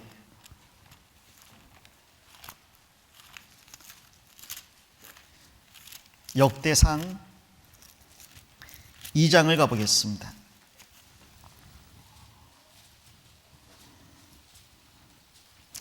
역대상 2장 55절입니다. 같이 읽겠습니다. 야베스에 거한 서기관 족속 곧 디랏 족속과 시므아 족속과 수가 족속이니 이는 다 레갑의 집 조상 함만에게서 나온 겐 족속이더라. 이 겐 족속이요, 이제는 아주 이스라엘 민족의 족보에 들어가 있어요. 그런데 그 겐 족속의 후손 중에서 레갑이라는 인물이 나와요. 근데 이 레갑이라는 인물은 나중에 예레미야 35장에 하나님께서 특별히 칭찬한 족속이 됩니다. 어떤 내용을 칭찬했을까? 사실 이 이스라엘 민족들은요, 이 당시가 되니까 점점점 신앙이 하나님을 떠나버리고 우상을 섬기고 타락한 지경이 됐어요. 근데 그 가운데서 정말 신앙을 지킨 사람들이 바로 이 레갑 족속이라고 하나님께서 예레미야를 통해서 말씀하시거든요. 예레미야 35장을 가볼게요.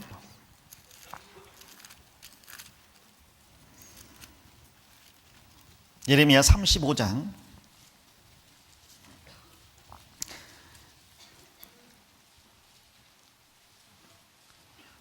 1절입니다. 유다 왕 요시아의 아들 여호야김 때에 여호와께로서 말씀이 예레미야에게 임하니라. 가라사대 너는 레갑 족속에게 가서 그들에게 말하고 그들을 여호와의 집 한 방으로 데려다가 포도주를 마시오라.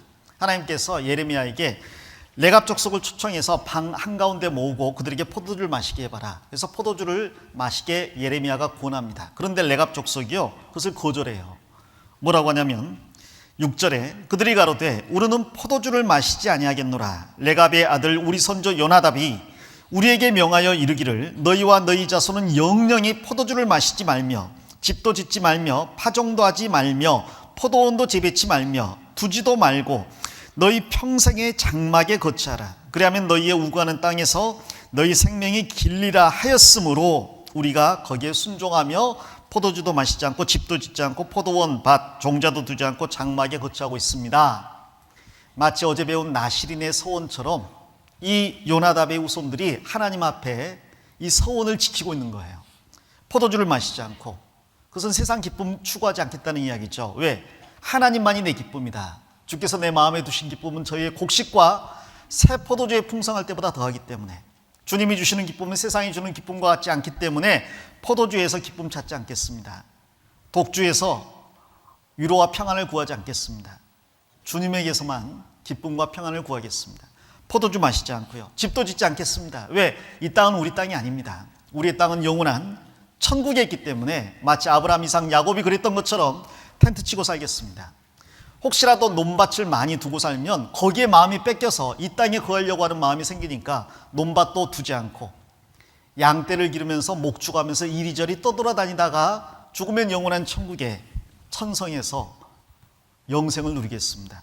근데 그것을 레갑의 후손들이 계속해서 지키고 있는 거예요. 그런데 그 당시에 신앙을 처음 전수해 준 이스라엘 민족은 완전히 하나님 떠나서 멸망으로 달려가고 있는데 오히려 레갑 족속이 더 나은 믿음을 보이고 있잖아요. 이거 보니까요, 그런 생각이 들어요. 내가 먼저 구원받았어요. 교회 안에 있다가 한 친구 전도했어요. 처음에는 그렇게 안 들으려고 했던 친구가 계속 간청했더니 마지못해 교회에 들어와서 말씀 듣고 구원받은 거야. 그러더니 제가 교회에 붙을까 그랬는데 점점점 붙더니 나중에는 신앙이 제법 좋아져서 나를 도와주기도 하고 교제도 되고 도움도 받고, 나중에 신앙이 지나가지고 나는 고등부 때 큰 위기를 겪어서 교제에 떨어졌다가 2년 지나서 돌아와 보니까 그 친구는 청년회에서 임원하고 있네. 그런 모습을 보는 것 같죠. 정말 저 사람은 구원 못 받을 거야 라고 생각했던 완악한 사람이 구원받고 우리 안에 거하면서 정말 착실하게 성장해서 나중에 보니까 누가 봐도 믿음직한 주의 용사가 되고 일꾼이 돼서 교회 안에 쓰임받고 있다. 그런 이야기하고 같은 이야기죠. 나중에 예루살렘이 망합니다. 그런데 이 레갑 족속은요, 그 예루살렘으로 나중에 돌아와요. 70년이 지나니까 이스라엘 백성이 바벨론에서 예루살렘으로 돌아오잖아요. 레갑 족속도 예루살렘으로 돌아옵니다. 그리고 예루살렘이 무너졌잖아요. 나중에 느헤미야가 와서 예루살렘 성벽을 쌓죠. 그때 분문을 쌓은 사람들이 이 레갑의 후손이에요. 분문이 무슨 문이에요? 분문. 무슨 문? 똥문이죠. 가장 더러운 곳이에요. 근데 그것을 이 레갑 족속이 자원에서 쌓았다고 느헤미야서에 기록되어 있어요. 자, 이들은 원래 떠돌아다니는데 지금 예루살렘에 거하고 있습니다. 왜? 11절에 보니까 그러나 바벨론 왕 느부갓네살이 이 땅에 올라왔을 때 우리가 말하기를 갈대아인의 군대와 수리아인의 군대가 두려운즉 예루살렘으로 가자 하고 우리가 예루살렘에 거하였노라. 원래 떠돌아다니면서 들판에 살던 사람들인데 바벨론 왕이 쳐들어오니까 보호를 받을 수가 없잖아요. 그래서 성 안으로 들어와 있을 뿐 원래 우리는 여기에서 거하는 사람들이 아닙니다 라고 이야기하고 있는 거예요. 우리는 이 땅을 나그네와 행인으로 사는 사람들입니다. 일시적으로 예루살렘에 피했을 뿐입니다. 자, 이 사람들이요, 이 이후로 계속해서 예루살렘에 거하게 된 거예요. 느헤미야 때도 예루살렘 성벽을 보수하고 나중에 이들이 예루살렘과 베들레헴 사이에서 계속해서 양을 치다가 누가복음 2장에서 예수님이 태어났을 때 천사들의 부르심을 받죠. 그리고 예수 그리스도를 맞이하게 되는 그 목동들이 됩니다. 결국 주님 앞에 가장 귀한 사람들로 쓰임을 받고 있는 거예요. 그러니까요, 원래 이 안에 속해 있어도 축복이지만 이 안에 속해 있지 않은 사람도 이 안에 들어오기만 하면 뭐예요? 그럼 축복이라니까요. 자, 쟤는 안 돼. 그 사람도 이 안에 들어오기만 하면 그럼 축복이라니까요. 하물며 이 중에 많은 학생들은 제가 믿기로 부모님이 구원받아서 교회 안에서 결혼해서 그래서 어릴 때부터 말 그대로 뱃속에서 또 교회를 다녔고 태어나서 교회에서 성장해서 유초 중고를 거쳐 이 자리에 앉아있는 학생들이 상당히 있을 거라고 생각합니다. 여러분은 여러분이 얼마나 축복된 존재인지 모를 거예요. 교회 학교 가기 싫어. 찬빛 누가 만들었어? 왜 이렇게 어려워? 죄송합니다. 제가 만들었습니다. 하기 싫어. 안 해. 쉽게 만들어 보려고 일을 쓰는데 아무튼 안 해. 마음이 떠났어. 그러면서 정말 남들은 일요일날 놀러 가는데 나는 교회 가야 되고 뭐 그냥 암송잔치 한다고 암송해야 되고 찬율하고 내가 이 나이에 찬율하게 생겼어? 이 나이에? 그럼 교사들은 뭔데 그러면?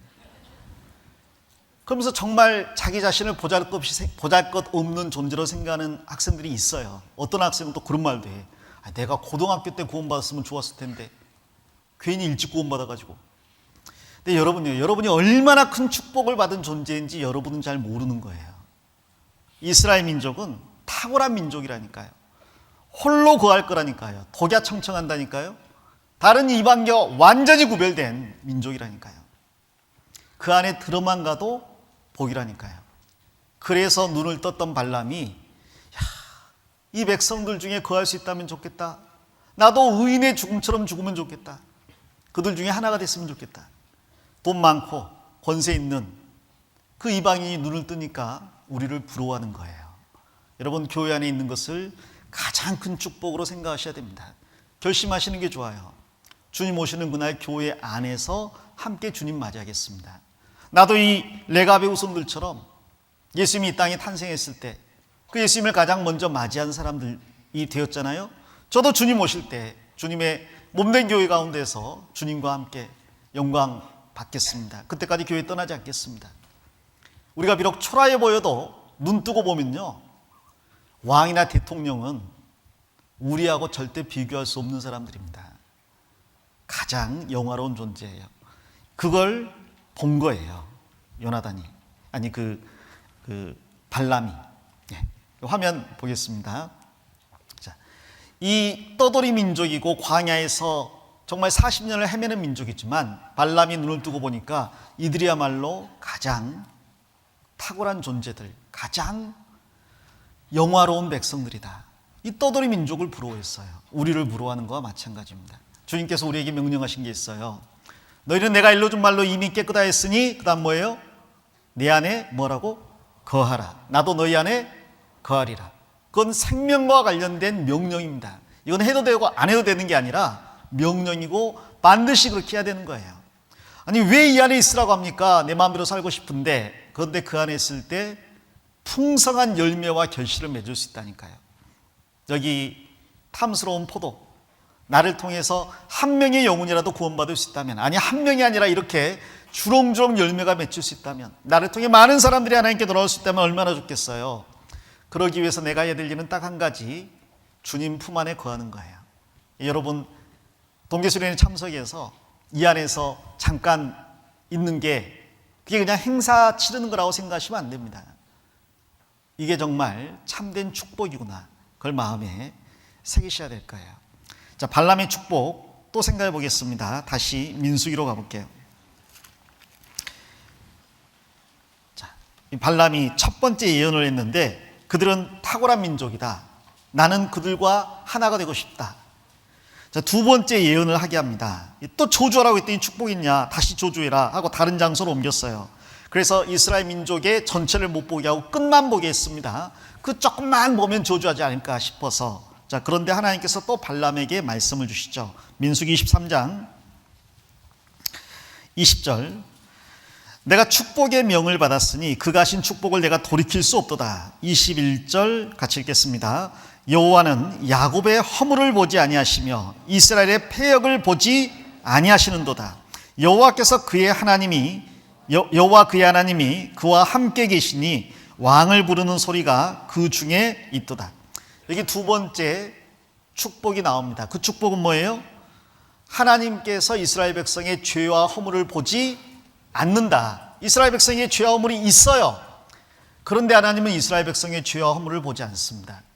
그들이 회개하고 하나님 앞에 온전한 제사를 드릴 때 언제든지 그들의 죄를 사하시고 하나님은 그들 중에 함께 계셔 주시는 거예요.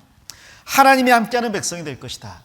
그럼 아무리 광야의 떠돌이 민족이어도 천지 만물을 창조하는 하나님이 함께 하시면 그들은 강한 민족이 되겠죠. 그래서 그 밑에 또 그 축복을 하고 있습니다. 22절, 하나님이 그들을 애굽에서 인도하여 내셨으니 그 힘이 들소와 같도다.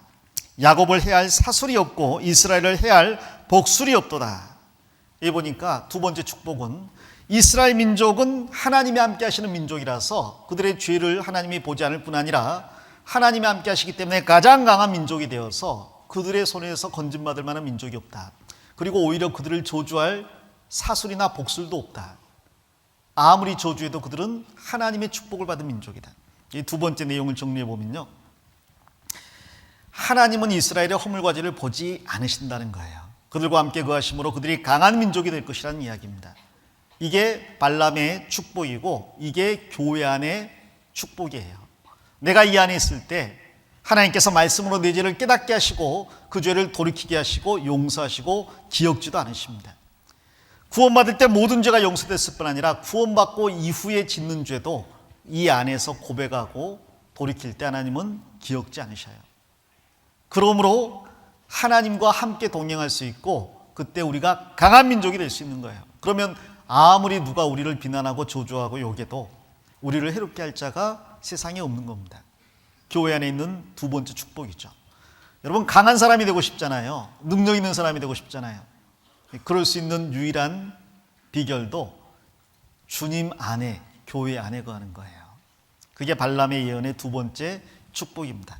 어떤 사술과 복술로도 그들을 해치 못한다. 오히려 그들은 승승장구, 그들의 대적을 파괴될 것이다. 여러분, 여러분을 까닭없이 음해하고 비난하는 사람들 원통하잖아요. 어떤 면에서는 갚아주고 싶은 마음도 있잖아요. 그런데 그 힘도 교회 안에 있을 때 주어지는 겁니다. 자, 세 번째 예언도 보겠습니다. 24장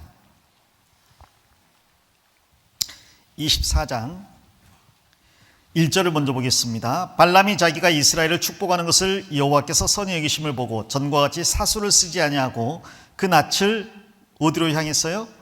광야로 향하여 눈을 들어 이스라엘이 그 지파대로 거하는 것을 보는 동시에, 이 발락이요, 두 번이나 축복하니까 안 되겠다, 광야로 데려갔어요. 광야에서 그 이스라엘 민족들 광야 가운데 정말 그 비참하게 있는 모습을 보여주면서 이런 모습이라면 조주할 수밖에 없겠지, 조주해라 하고 부탁을 합니다. 그런데 이 발람이 전에는 눈을 감았지만 이제는 하나님의 그 계시를 받아서 눈을 떴어요. 그리고 광야에 있는 이스라엘 향해서 이렇게 이야기했습니다. 5절, 야곱이여 내 장막이, 이스라엘이여 내 거처가 뭐라고요? 어찌 그리 아름다운고, 그 벌어짐이 뭐 같아요? 골짜기 같고 강가의 뭐 같아요? 동산 같으며 여호와의 심으신 침향목들 같고 물가의 백향목들 같도다. 지금 이스라엘이 광야 가운데 있는데 발람은 지금 이스라엘을 정말 푸르른 들판과 골짜기, 강가, 물가로 보고 있어요. 그게 실체거든. 여러분의 겉모습은 광야야. 삭막하잖아. 메마르고 건조하잖아. 정말 보기 싫잖아요. 그러나 그 안에는 골짜기가 있고 동산이 있고 침향목이 있고 생명수의 강이 흐르고 그 안을 들여다볼 때 정말 어찌 그리 아름다운 거, 그렇게 말할 수 있는 거예요. 시편에 형제가 연합하여 동거함이 어찌 그리 선하고 뭐라고요? 아름다운 거. 그게 실제 우리의 모습이에요. 그 영적인 눈이 떠져야 되는데 발람은 떠졌어요. 여기 학생들은 떴다가 감았어요. 축복을 합니다. 뭐라고 축복하는가? 7절 보겠습니다. 그 통에서는 물이 넘치겠고 그 종자는 많은 물가에 있으리로다. 그 왕이 아각보다 높으니 그 나라가 진흥하리로다. 하나님이 그를 애굽에서 인도하여 내셨으니 그 힘이 들소와 같도다. 그 적국을 뭐 한다고요? 삼키고 그들의 표를 꺾으며 화살로 쏘아 꽤 뚫으리로다. 꿇어 앉고 누움이 수사자와 같고 암사자와 같으니 일으킬 자 누구랴? 같이 읽겠습니다. 너를 축복하는 자마다 복을 받을 것이요 너를 저주하는 자마다 저주를 받을지로다. 이 이스라엘은 강한 민족이 되기 때문에 그 모든 적국을 다 박살내고 말 것이다. 심지어 나보고 지금 이스라엘을 저주하라고 하는 이 모압마저도 훗날 이스라엘에게 멸망당할 것이다. 누구든지 이스라엘을 축복하면 복을 받겠지만 저주하면 저주받을 것이다. 결국 하나님께서 아브라함에게 하신 말씀을 지금 발람이 마지막으로 하고 있습니다. 발락이요, 이거 도저히 안 되겠다, 쫓아버렸어요. 발람이 내가 어쩔 수 없다고 말하지 않았습니까? 그리고 마지막으로 한번 자기의 예언을 한 번 더 합니다. 근데 그 예언의 내용 역시 동일하게 이스라엘을 대적하는 모든 나라는 다 멸망할 것이다. 지금 이스라엘 제일 괴롭히고 있는 사람들은 아말렉 족속인데 아말렉도 망할 것이다. 이스라엘 대적하는 자들은 산산이 부서질 것이다. 그것을 그 다음 24장 후반부에서 쭉 이야기를 하고 있는 거예요. 거기 보면 17절에 이런 예언이 있습니다. 24장 17절. 내가 그를 보아도 이때의 일이 아니며 내가 그를 바라보아도 가까운 일이 아니로다. 한 별이 야곱에서 나오며 한 홀이 이스라엘에서 일어나서 모압을 이편에서 저편까지 쳐서 파하고 또 소동하는 자식들을 다 멸하리로다. 지금 모압이 이스라엘을 저주하라고 했는데 지금 그 저주를 선포해야 될 발람이 하나님의 명을 받아서 지금 이야기합니다. 이 모압도 지금은 아니지만 훗날 한 별이 나와서 박살낼 것이다. 그 한 별이 누구예요? 첫 번째 한 별은 다윗입니다. 이 다윗 통치자가 와서요, 이스라엘을 통일하고 주변 왕국을 박살냈어요. 그리고 그 다윗의 별이 이스라엘의 국기가 됐잖아요. 그리고 이 다윗은 훗날 예수 그리스도의 모형이 됩니다. 예수님이 오셔서 이스라엘과 예수님을 대적하는 모든 나라를 박살낼 것을 이야기를 하고 있어요. 자, 그 이스라엘의 대적이 다 박살낼 것이다. 18절에 보면 에돔도 박살낼 것이다. 또 20절에 보면 아말렉도 박살낼 것이다. 21절에 보면 가인 족속도 박살낼 것이고 또 23절, 24절에 보면 마지막까지 예언이 되어 있는 것 같아요. 왜냐하면 23절에 또 노래를 지어가로되 슬프다 하나님이 이 일을 행하시리니 그때 살 자가 누구이랴. 이 온 세상 심판까지도 예언을 하고 있는 것 같아요. 그때는 살 자가 누구겠느냐. 마지막 때 온 세상이 이스라엘을 없애버리려고 하는 거 아시죠? 7년 환란 때. 그런데 하나님께서 예수 그리스도께서 이 땅에 재림하셔서 온 세상을 박살내는 거 아시잖아요. 결국 이스라엘은 갈수록 강성해지고 온 세상은 갈수록 쇠퇴하게 될 것이다. 그리고 이스라엘 대적하는 자는 다 멸망할 것이다. 이게 발람의 예언입니다. 여기 또 화면을 보시면 이스라엘은 영광스러운 번영을 이룰 것이고 그 이스라엘 대적하는 나라들은 진멸될 것이다. 이 모든 게 발람에게 하나님이 주신 예언이에요. 결국 이것은 이스라엘에게 주셨지만 우리 교회에게 주신 말씀이라고 우리가 받아들일 수 있는 거죠. 우리는 탁월한 사람들입니다. 하나님은 우리의 죄를 보지 않으십니다. 우리는 어떤 사슬과 복술로도 우리를 해치 못합니다. 오히려 우리는 더욱더 이 땅에서 주님의 복음을 선포하다가 영광스러운 번영을 이루고 우리를 대적하는 모든 세상은 결국 하나님의 심판을 받게 될 거예요. 그래서 발람 예언의 핵심은 이스라엘을 축복하는 자마다 복을 받을 것이고 이스라엘을 저주하는 자는 저주받을 것이다. 우리는 복의 원천이고 우리를 대적하는 자에게는 하나님이 저주를 결국 내리실 것이다. 그럼 어떻게 해야 돼요?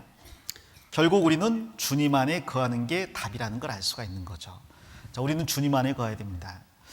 그 주님 안에 거하기가 쉽지 않아요. 어떤 경우는 아침에 9시까지 가면 되는데 학교는 그 시간에 가면서 교회는 못 나오잖아요. 안 아프던 몸이 꼭 주일날 아프고 없던 약속이 꼭 주일날 생기고, 그래서 정말 교회 안에 거하면서 다른 사람들을 건져야 될 우리가 그러지 못하는 모습들을 보이기도 합니다.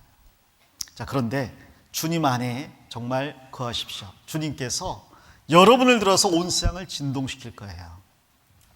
그리고 여러분이 주님 안에 거하면서 해야 될 일이 또 한 가지 있습니다. 좀 전에 이스라엘은 처음 출애굽할 때 오합지졸이었지만 나중에 군대가 됐다 그랬죠. 이 이스라엘이 나중에 아말렉을 진멸시킨다 그랬죠. 여기 24장 20절에 또 아말렉을 바라보며 노래를 지어 가로되 아말렉은 열국 중 으뜸이나 종말은 멸망에 이르리로다. 열국 중 으뜸이라고 했는데 아말렉이 가장 강한 나라였다는 말은 아닐 거예요. 아말렉은 그렇게 큰 세력은 아니었습니다. 그런데 이스라엘을 괴롭히기로는 으뜸이었어요. 근데 그 이스라엘을 괴롭히던 아말렉이 사울 왕 때 완전히 진멸당했잖아요. 그리고 나중에 이 아말렉은 완전히 지구상에서 사라져버립니다.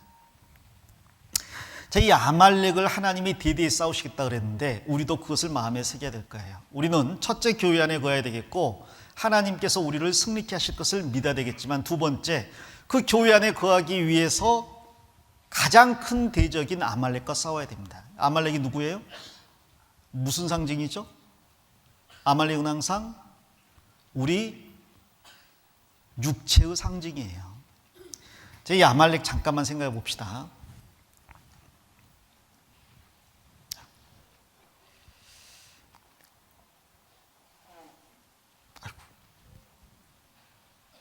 내 사진 방금 봤죠?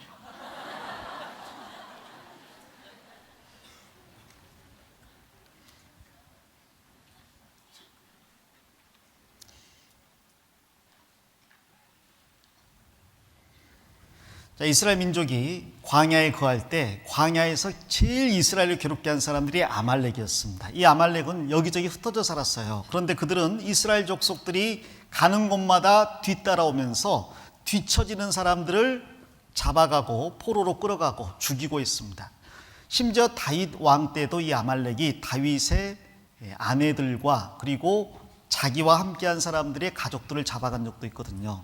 그들은 큰 세력은, 큰 나라는 아니었지만 계속해서 이스라엘을 괴롭혔어요. 잡혀간 사람들은 보통 누구냐? 힘없는 사람들이 잡혀갔죠. 근데 누가 힘없는 사람들이 되느냐? 광야에서 만나 안 먹으면 배고파서 힘이 없어서 뒤처지고 잡혀가요. 만나가 뭐라고? 매일 주어지는 하나님의 말씀인데, 그 매일 주어지는 하나님의 말씀을 먹지 않으면 힘이 없어 뒤처지고, 뒤처지면 아말렉이 잡아갔습니다. 계속해서 잡혀가고 노예가 되고 계속해서 괴롭히는 거예요. 그래서 광야에서부터 이스라엘 민족은 아말렉과 싸웠습니다. 그 유명한 아말렉과의 전쟁 아시죠? 여호수아가 전쟁하고 있는데 모세가 그걸 바라보면서 기도를 합니다. 그런데 나중에 팔이 아파서 내려오니까 이스라엘이 지는 거예요. 올리니까 다시 아말렉이 지는 거예요. 이스라엘이 이기는 거죠. 그러니까 뒤에서 옆에서 아론과 홀이 한 팔씩 잡아가지고 팔을 붙들어 주었습니다. 합심기도를 이야기하죠. 그래서 아말렉을 진멸했어요. 그리고 하나님께서 아말렉과 대대히 싸울 거라고 이야기를 하셨거든요. 그런데 이 아말렉 무슨 상징이냐? 우리 육체의 상징이라는 거예요. 이 구원받은 그리스도인들이 제일 먼저 싸워야 될 대상이 누구냐? 그건 마귀도 아니고 세상도 아니고 가장 먼저는 우리 육체라고 말할 수 있어요. 이건 기본이에요. 특히 여러분은 성인이 되지 않은 고등학생이잖아요. 중고등부 시절 때 육체의 소욕이 굉장히 강합니다. 여러분의 몸은 성인처럼 빨리 성장하는데 정신은 아직도 초등학생들인 경우가 많잖아요. 그래서 육체의 성장을 내 정신이 따라가지를 못해. 그래서 몸은 어른 같은데 생각하는 건 딱 초딩이야. 그래서 누가 내 말 카톡으로 조금만 안 좋게 이야기하고 페이북에 조금만 이상한 말 올리면 의자를 들었다 놨다 들었다 놨다, 문짝을 쳤다가 막 발로 밟았다가 막 별걸 다 하잖아요. 남학생들 집에 샌드백 있는 집도 좀 있을 거야 아마. 그냥 벽을 치느니 이것 쳐라고 아버님이 사주신 그런 그 육체의 기질을 잘 다스려야 되는데 그러지 못하면 나중에 하나님께 쓰임받기가 어렵습니다. 광야에서 이 아말렉과 싸워서 이기지 못하면 가나안 땅 못 들어가요. 특히 중고등부 시절 때 이것을 우리가 잘 극복하지 않으면 나중에 주님께 쓰임받는 시절은 오지 않을 수도 있습니다. 그래서 자기 자신을 잘 규율을 해야 되죠. 성경 고린도전서를 보겠습니다. 고린도전서 9장을 보겠습니다.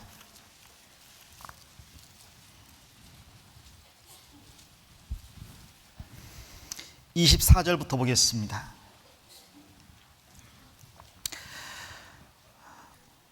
운동장에서 다름질하는 자들이 다 달아날지라도 오직 상 얻는 자는 하나인 줄을 너희가 알지 못하느냐. 너희도 얻도록 이와 같이 뭐하라고요? 다름질하라. 이기기를 다투는 자마다 모든 일에 절제하나니 저희는 썩을 면류관을 얻고자 하되 우리는 썩지 아니할 것을 얻고자 하노라. 26, 27절 같이 읽겠습니다. 그러므로 내가 다름질하기를 향방 없는 것 같이 아니하고 싸우기를 허공을 치는 것 같이 아니하여 내가 내 몸을 쳐 복종하게 함은 내가 남에게 전파한 후에 자기가 도리어 버림이 될까 두려워함이로라. 여기 사도 바울이 자기 몸과 싸워서 승리하는 이야기가 나옵니다. 자기 몸을 쳐서 복종시킨다라는 이야기가 나와요. 사도 바울은 고린도에서 성공적인 목회를 했습니다. 가장 죄가 많은 신시티 고린도에서 1년 6개월을 유하면서 많은 사람들을 구원받게 했어요. 그런데 그 고린도 교회는 세상에 죄가 들어와서 교회 안에도 죄가 넘치고 있었죠. 그들에게 바울 사도께서 고린도 전후서를 통해서 그러한 죄들을 극복하고 승리하는 삶을 살 수 있도록 권면을 하고 있습니다. 자기 자신도 고린도에서 정말 엄청난 각오와 결심을 하면서 복음을 전했어요. 사도 바울은 고린도에서 나오고 겐그레아에서 머리를 깎았다고 되어 있습니다. 머리를 길렀다 깎았다는 말은 나시린의 서원을 했다가 기간이 끝나서 깎았다는 말인데 아마 고린도에 있을 때 나시린의 서원을 한 것 같아요. 그 서원을 하면서 자기 자신을 절제할 것을 각오한 것 같습니다. 왜? 이 죄 많은 사람들에게 십자가와 복음만 가지고 그들을 그리스도인으로 만들려면 정말 자기 자신을 절제하지 않으면 안 된다는 거예요. 다른 말로 하면 여러분 구원받게 하는 것, 남을 전도하는 것은 그냥 어쩌다가 얻어 걸리는 게 아니라는 거예요. 바울 사도가 그걸 철저하게 깨달았습니다. 아테네에서 그 탁월한 설교를 했어요. 사도행전 17장에 있는. 그런데 아테네의 교회가 세워지지 않았습니다. 고린도에서 정말 두렵고 떠는 가운데 자기 자신을 철저하게 통제하고 절제하면서 그들에게 복음을 전했어요. 그리고 그 결과가 고린도 교회가 된 겁니다. 그런 자기 자신이 자기를 절제한 것을 당시 고린도에서 유명했던 이스미안 게임과 연결시키고 있어요. 자, 여기 화면을 잠깐 보겠습니다. 자기 자신을 절제하고 통제하는 것, 그것을 달리기와 그리고 권투 경기로 비유를 했어요. 당시 이스미안 경기, 올림픽 경기인데 거기에 달리기도 있고 권투도 있거든요. 달리기 할 때 제일 중요한 게 뭘까요? 가장 기본이 뭐예요? 가장 기본은 빨리 달리는 게 아닙니다. 어디로 달릴지를 알고 달리는 거예요. 그렇죠? 결승점이 저긴데 1위 달리면 빨리 달려봤자 꼴등입니다. 달리기에서 제일 중요한 건 목표를 정하는 거예요. 그렇죠? 그리고 권투에서 제일 중요한 건 뭘까요?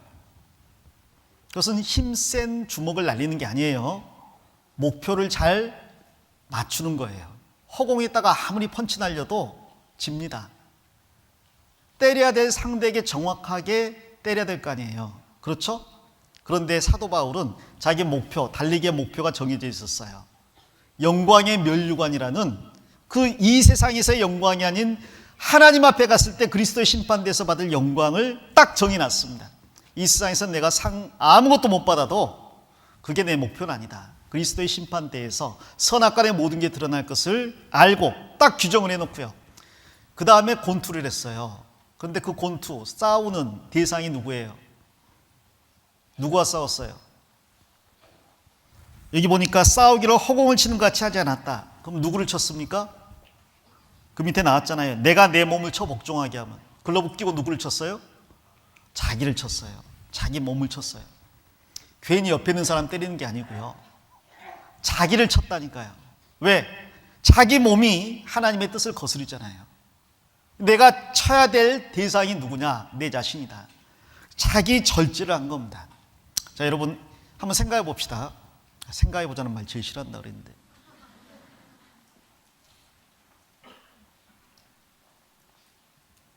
여기 이스미안 경기가 있는데요. 여기가 고린도입니다. 그리고 고린도에서 이 협지가 있어요. 여기가 협지가 있는데 여기가 이스무스라는 곳입니다. 근데 여기에서 올림픽 경기 같은 경기가 열리는 거예요. 그 경기는 3년에 한 번씩 열렸습니다. 그리고 고린도에서 가장 유명하고 매력적인 경기로 이제 사람들에게 알려졌어요. 그래서 고린도에 있는 모든 사람들은 이 이스미안 경기에 대해서 잘 알고 있었습니다. 바울 사도가 그 경기를 비유해서 이게 설명을 하고 있습니다. 이 경기는 누구든지 참여할 수가 있어요. 그러나 참여하는데 조건이 두 가지가 있는데, 첫 번째가 뭐냐면 10달 동안 풀타임으로 훈련을 받았다는 증서를 게임 주최위원회에 제출해야 돼요. 그러니까 10달 동안 아침부터 저녁까지 풀타임으로 훈련받았다는 증명서를 내야 됩니다. 그리고 두 번째는 올림픽 하면 입장식을 하잖아요. 입장하면서 이렇게 손 흔들지 않은 선수들이, 그리고 개막식도 성대하게 하잖아요. 그 연습을 30일간 참석을 해야 돼요. 그러고 나면 누구든지 참석할 수 있는 거예요. 10달 동안 훈련받고 30일간 개막식 훈련하면. 그리고 난 다음에 이제 훈련을 끝낸 사람들이 경주를 하는데, 이 경주가요, 옷을 다 벗고 이제 합니다. 정정당당하게. 뭐 상대방의 옷깃 붙잡고 이런 거 없어요. 사람들 앞에서 좀 부끄럽지만 벌거벗고 이제 경주를 합니다. 이 경주를 하는데 우승이 한 명이고 준우승 3등 없어요. 우리는 금메달, 은메달, 동메달 있는데 딱 한 명만 상을 줍니다. 그러니까 아무리 많이 달려도 상은 몇 명만 받아요? 한 명. 그리고 무승부가 없습니다. 그래서 점수가 같으면 결판 날 때까지 해요. 딱 승자는 한 명. 무승부 없어. 비기는 거 없어요. 그 경기가 치열하죠. 근데 그렇게 10달 동안 먹고 싶은 거 안 먹고 하고 싶은 거 안 하고 통제하고 또 치열한 경주를 통해서 얻는 게 뭐냐? 그게 면류관이었어요. 그런데 면류관이 뭘로 만들어졌어? 이거 보니까 우리 그 샐러리 있잖아요. 샐러리 이파리로 만든 면류관이에요. 요 머리에 씌워주는 겁니다. 혹은 소나무 이파리로 만든 면류관, 혹은 올리브 이파리로 만든 면류관. 이거 쓰는 거예요. 근데 이거 쓰려고 그 고생을 한 거죠. 이 사람들이 어리석은 사람들일까? 아닙니다. 이 사람들은 당대 최고의 영웅으로 취급을 받았어요. 지금처럼 TV도 없고 가수도 없고 영화도 없으니까 연예인 탤런트 없잖아요. 당시에 모든 사람의 우상이 바로 이 경기의 승자였어요. 이 경기의 승자를 인터넷 찾아보니까요, 아주 치열하게 싸웠는데 승자가 되면 혜택이 있어요. 평생 동안 세금 안 냅니다. 해볼만 하죠? 자, 그리고 군대가 면제돼요. 남자들한테 소리가 나오네. 돈 걱정은 여자들한테 있고 군대 걱정은 남자들한테 있구나. 그 다음에 여기 보니까 대학 다닐 때 학비가 다 면제돼요. 4년간 돈 안 내고 다니는 거죠, 우리로 말하면. 그리고 경기장으로 가는 길에요, 길을 쭉 따라서 자기들의 동상이 세워지는 거예요. 자기의 상을 깎아서 쭉 늘어놓는 겁니다. 역대 우승자들. 그리고 경기가 열리면 제일 좋은 자리에 앉아서 모든 사람들 앞에서 인사말을 할 수가 있고요. 이 정도면 해볼 만해요? 평생 세금 면제, 군대 안 가, 대학 등록금 다 공짜, 그리고 자기의 동상을 세워서 후손 대대로 이름을 떨치게 해줘요. 자, 그렇기 때문에 그에 비할 바는 안 되지만 올림픽 때 많은 사람들이 그 올림픽 메달 바라보고 달리잖아요. 평창올림픽 곧 왔죠. 메달 보고 훈련합니다. 훈련이 힘들죠. 전에 TV에 광고 보니까 훈련 받는 게 나오더라고요. 근데 보니까 뭐 썰매 끄는 사람들 이렇게 무거운 쇳덩이 올려놓고 끌고요, 막 물속에서 달리는 연습하고요, 죽을 힘을 다해서 몸을 만듭니다. 안 하고 싶죠. 그래도 메달 따려면 자기를 부인해야 됩니다. 중국에서는 조기 교육 시켜요, 어린아이부터. 근데 아주 혹독하게 시켜요. 메달 안 왔어요? 너무너무 힘드니까 웁니다. 울어도 안 봐줘. 몽둥이 들고 있는 거 봐요. 팔뚝 굵은 사람이. 다리가 안 찢어지니까 다리를 아예 밟아버립니다. 울어도 뚝 닦어. 그리고 훈련을 시키는 거예요. 그렇게 해서 메달 하나 따려고. 그게 썩어질 면류관 얻으려고 하는 건데 우리는 썩지 않을 면류관 얻으려고 하는 거잖아요. 그럼 우리가 그들보다 더 절제해야 돼요? 덜 절제해야 돼요? 더 절제해야 되죠. 이게 당연한 겁니다. 여러분 100m 달리는 사람, 그 달리는 사람이 100m 달리기 전에 치킨 먹을 수 있는 자유가 있어요? 없어요? 있어요? 없어요? 그 자유가 있어요. 누가 못 먹게 합니까? 자기가 먹으면 돼요. 그러나 먹는 게 지혜롭지 않아요. 42.19km 마라톤 할 선수가 출발 전에 짜장면 곱빼기 먹었어요. 지혜로워요? 지혜롭지 못해요? 아마 1km도 못 가서 다시 뭘 먹었는지 확인하게 될 거예요. 자기는 그걸 먹을 자유가 있습니다. 그런데 그 목표를 이루기 위해서 절제하는 거예요. 권투하러 올라간 사람이 올라가기 전에 뼈의 장국 이만큼 먹고 올라갔어. 그럴 자유가 있죠. 근데 한 대 맞으면 다시 한 그릇 나올 거예요. 올림픽에서 금메달 땄던 김연아 선수가 무슨 말 했는지 제가 기억을 하고 있는데요. 금메달 따고 나서 여러 프로그램이 나왔잖아요. 근데 야식 이야기가 나왔어요. 근데 김연아 선수가 한 말이 지금까지 단 한 번도 야식을 먹어본 적이 없대요. 자기도 떡볶이, 오뎅을 좋아하는데, 어묵을 좋아하는데 한 번도 먹어본 적이 없대요. 왜? 그거 먹으면서 훈련할 수는 없어요. 자유는 있어요. 그러나 목표를 위해서 절제하는 거예요. 자, 그러면 세상 운동선수도 목표를 위해서 자기 자유를 절제하는데 사도 바울은 목표가 분명했습니다. 이 땅에서 하나님을 영화롭게 하고 그걸 위해서 다른 영혼을 구원받게 하려고. 그런데 다른 영혼 구원받게 하는 것은 내가 지금 사는 그대로 살아서 구원받게 할 수가 없다는 거예요. 어떻게 해? 내 몸을 쳐서 복종시키고 절제하고 하고 싶은 거 안 하는 가운데 다른 사람을 위해서 희생할 때 비로소 열매가 맺힌다는 겁니다. 그러니까 정말 다른 사람에게 영향을 끼치고 싶다면, 하나님 앞에 단 한 번이라도 기쁨을 주는 자녀가 되고 싶다면 지금 이대로 똑같이 살아서는 안 되는 겁니다. 절제를 해야 되는 거예요. 자기 자신의 자유를 가지고 있지만 포기할 수 있어야 된다는 거죠. 여러분 주일날 교회 나오는 거 자유예요. 그러나 그 자유 마음대로 누리면서 하나님을 기쁘시게 하거나 친구를 전도할 수 없습니다. 정말 내가 전도하고 싶은 친한 친구 있잖아요.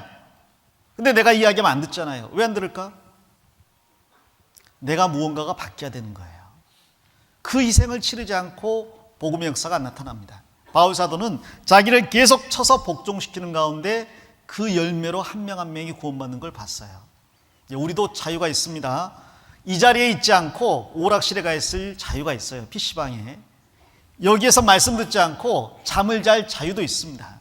그러나 그 자유 다 사용하면서 하나님을 기쁘시게 할 수 없다는 거예요. 자, 우리는 무언가 절제를 해야 돼요. 예전에 김연아 선수가 훈련받는 거 보니까요, 계속 넘어져요. 넘어지는데 일어나서 울면서 훈련합니다. 어머니가 그만해라 가라. 아니에요. 끝까지 훈련합니다. 울면서 훈련해요. 다 그만하라고, 너무 몸이 망가졌으니까. 그래 계속 훈련합니다. 그래서 이루어지는 게 면류관이거든요. 만일 우리가 우리 자신을 절제하지 못한다면 그러면 세상 사람들이 우리를 비웃을 겁니다. 여기 제가 좀 전에 보여드리려다 말았는데요. 세상 배우들 있죠? 입금 전 이 모습이에요. 저와 비슷하죠? 입금 후 이제 이 모습이에요. 입금 전에는 마음대로 놀다가 입금이 됐어요. 그러면 먹고 싶은 거 안 먹고 입고 싶은 거 안 입고 자기 자신 절제하고 이렇게 놀고 싶지만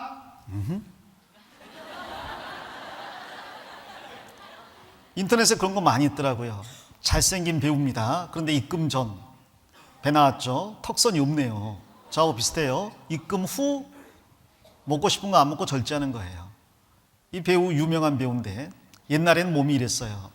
근데 계좌에 돈이 들어오자마자 치열하게 자기 몸을 쳐서 복종시키는 거죠. 먹고 싶은 아이스크림 안 먹는 거예요.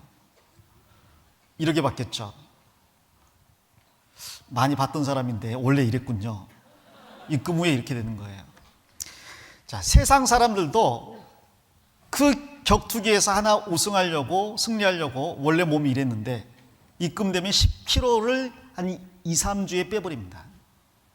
훈련 다 하면서. 올림픽에 메달 따기 위해서 먹고 싶은 거 안 먹고, 입고 싶은 거 안 입고, 하고 싶은 거 안 하고 살잖아요. 다 먹을 자유 있죠. 다 먹으면 이렇게 되겠죠. 그리고 이렇게 몸 만들어가지고 경주에 뛸 거예요? 그건 어리석은 거예요. 자, 우리는 멸류관을 향해서 뛰어가는 사람들입니다. 그래서 마음에 새길 게 있어요. 첫째, 우리는 이 안에 거하겠다.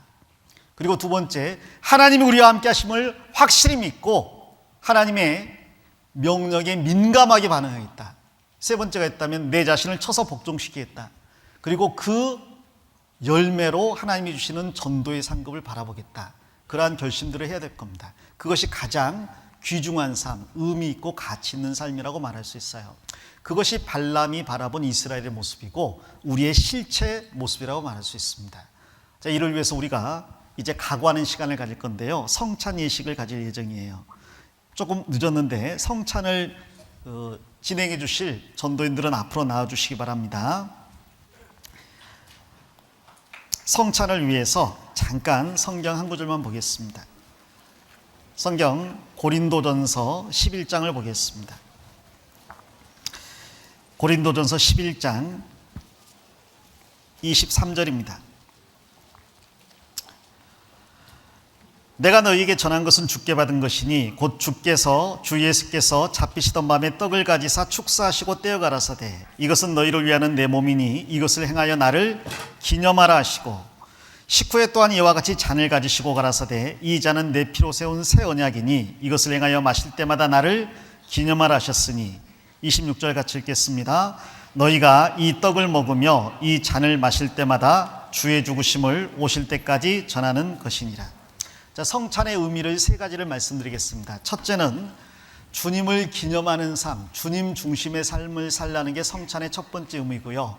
두 번째 의미는 주님의 복음을 계속해서 전하겠다는 각오와 결심을 다지는 게 성찬의 두 번째 의미입니다. 그리고 세 번째 의미는 고린도전서 10장에 나와 있는데 주님의 몸된 교회 가운데 거하겠다는 결심이 세 번째 의미예요.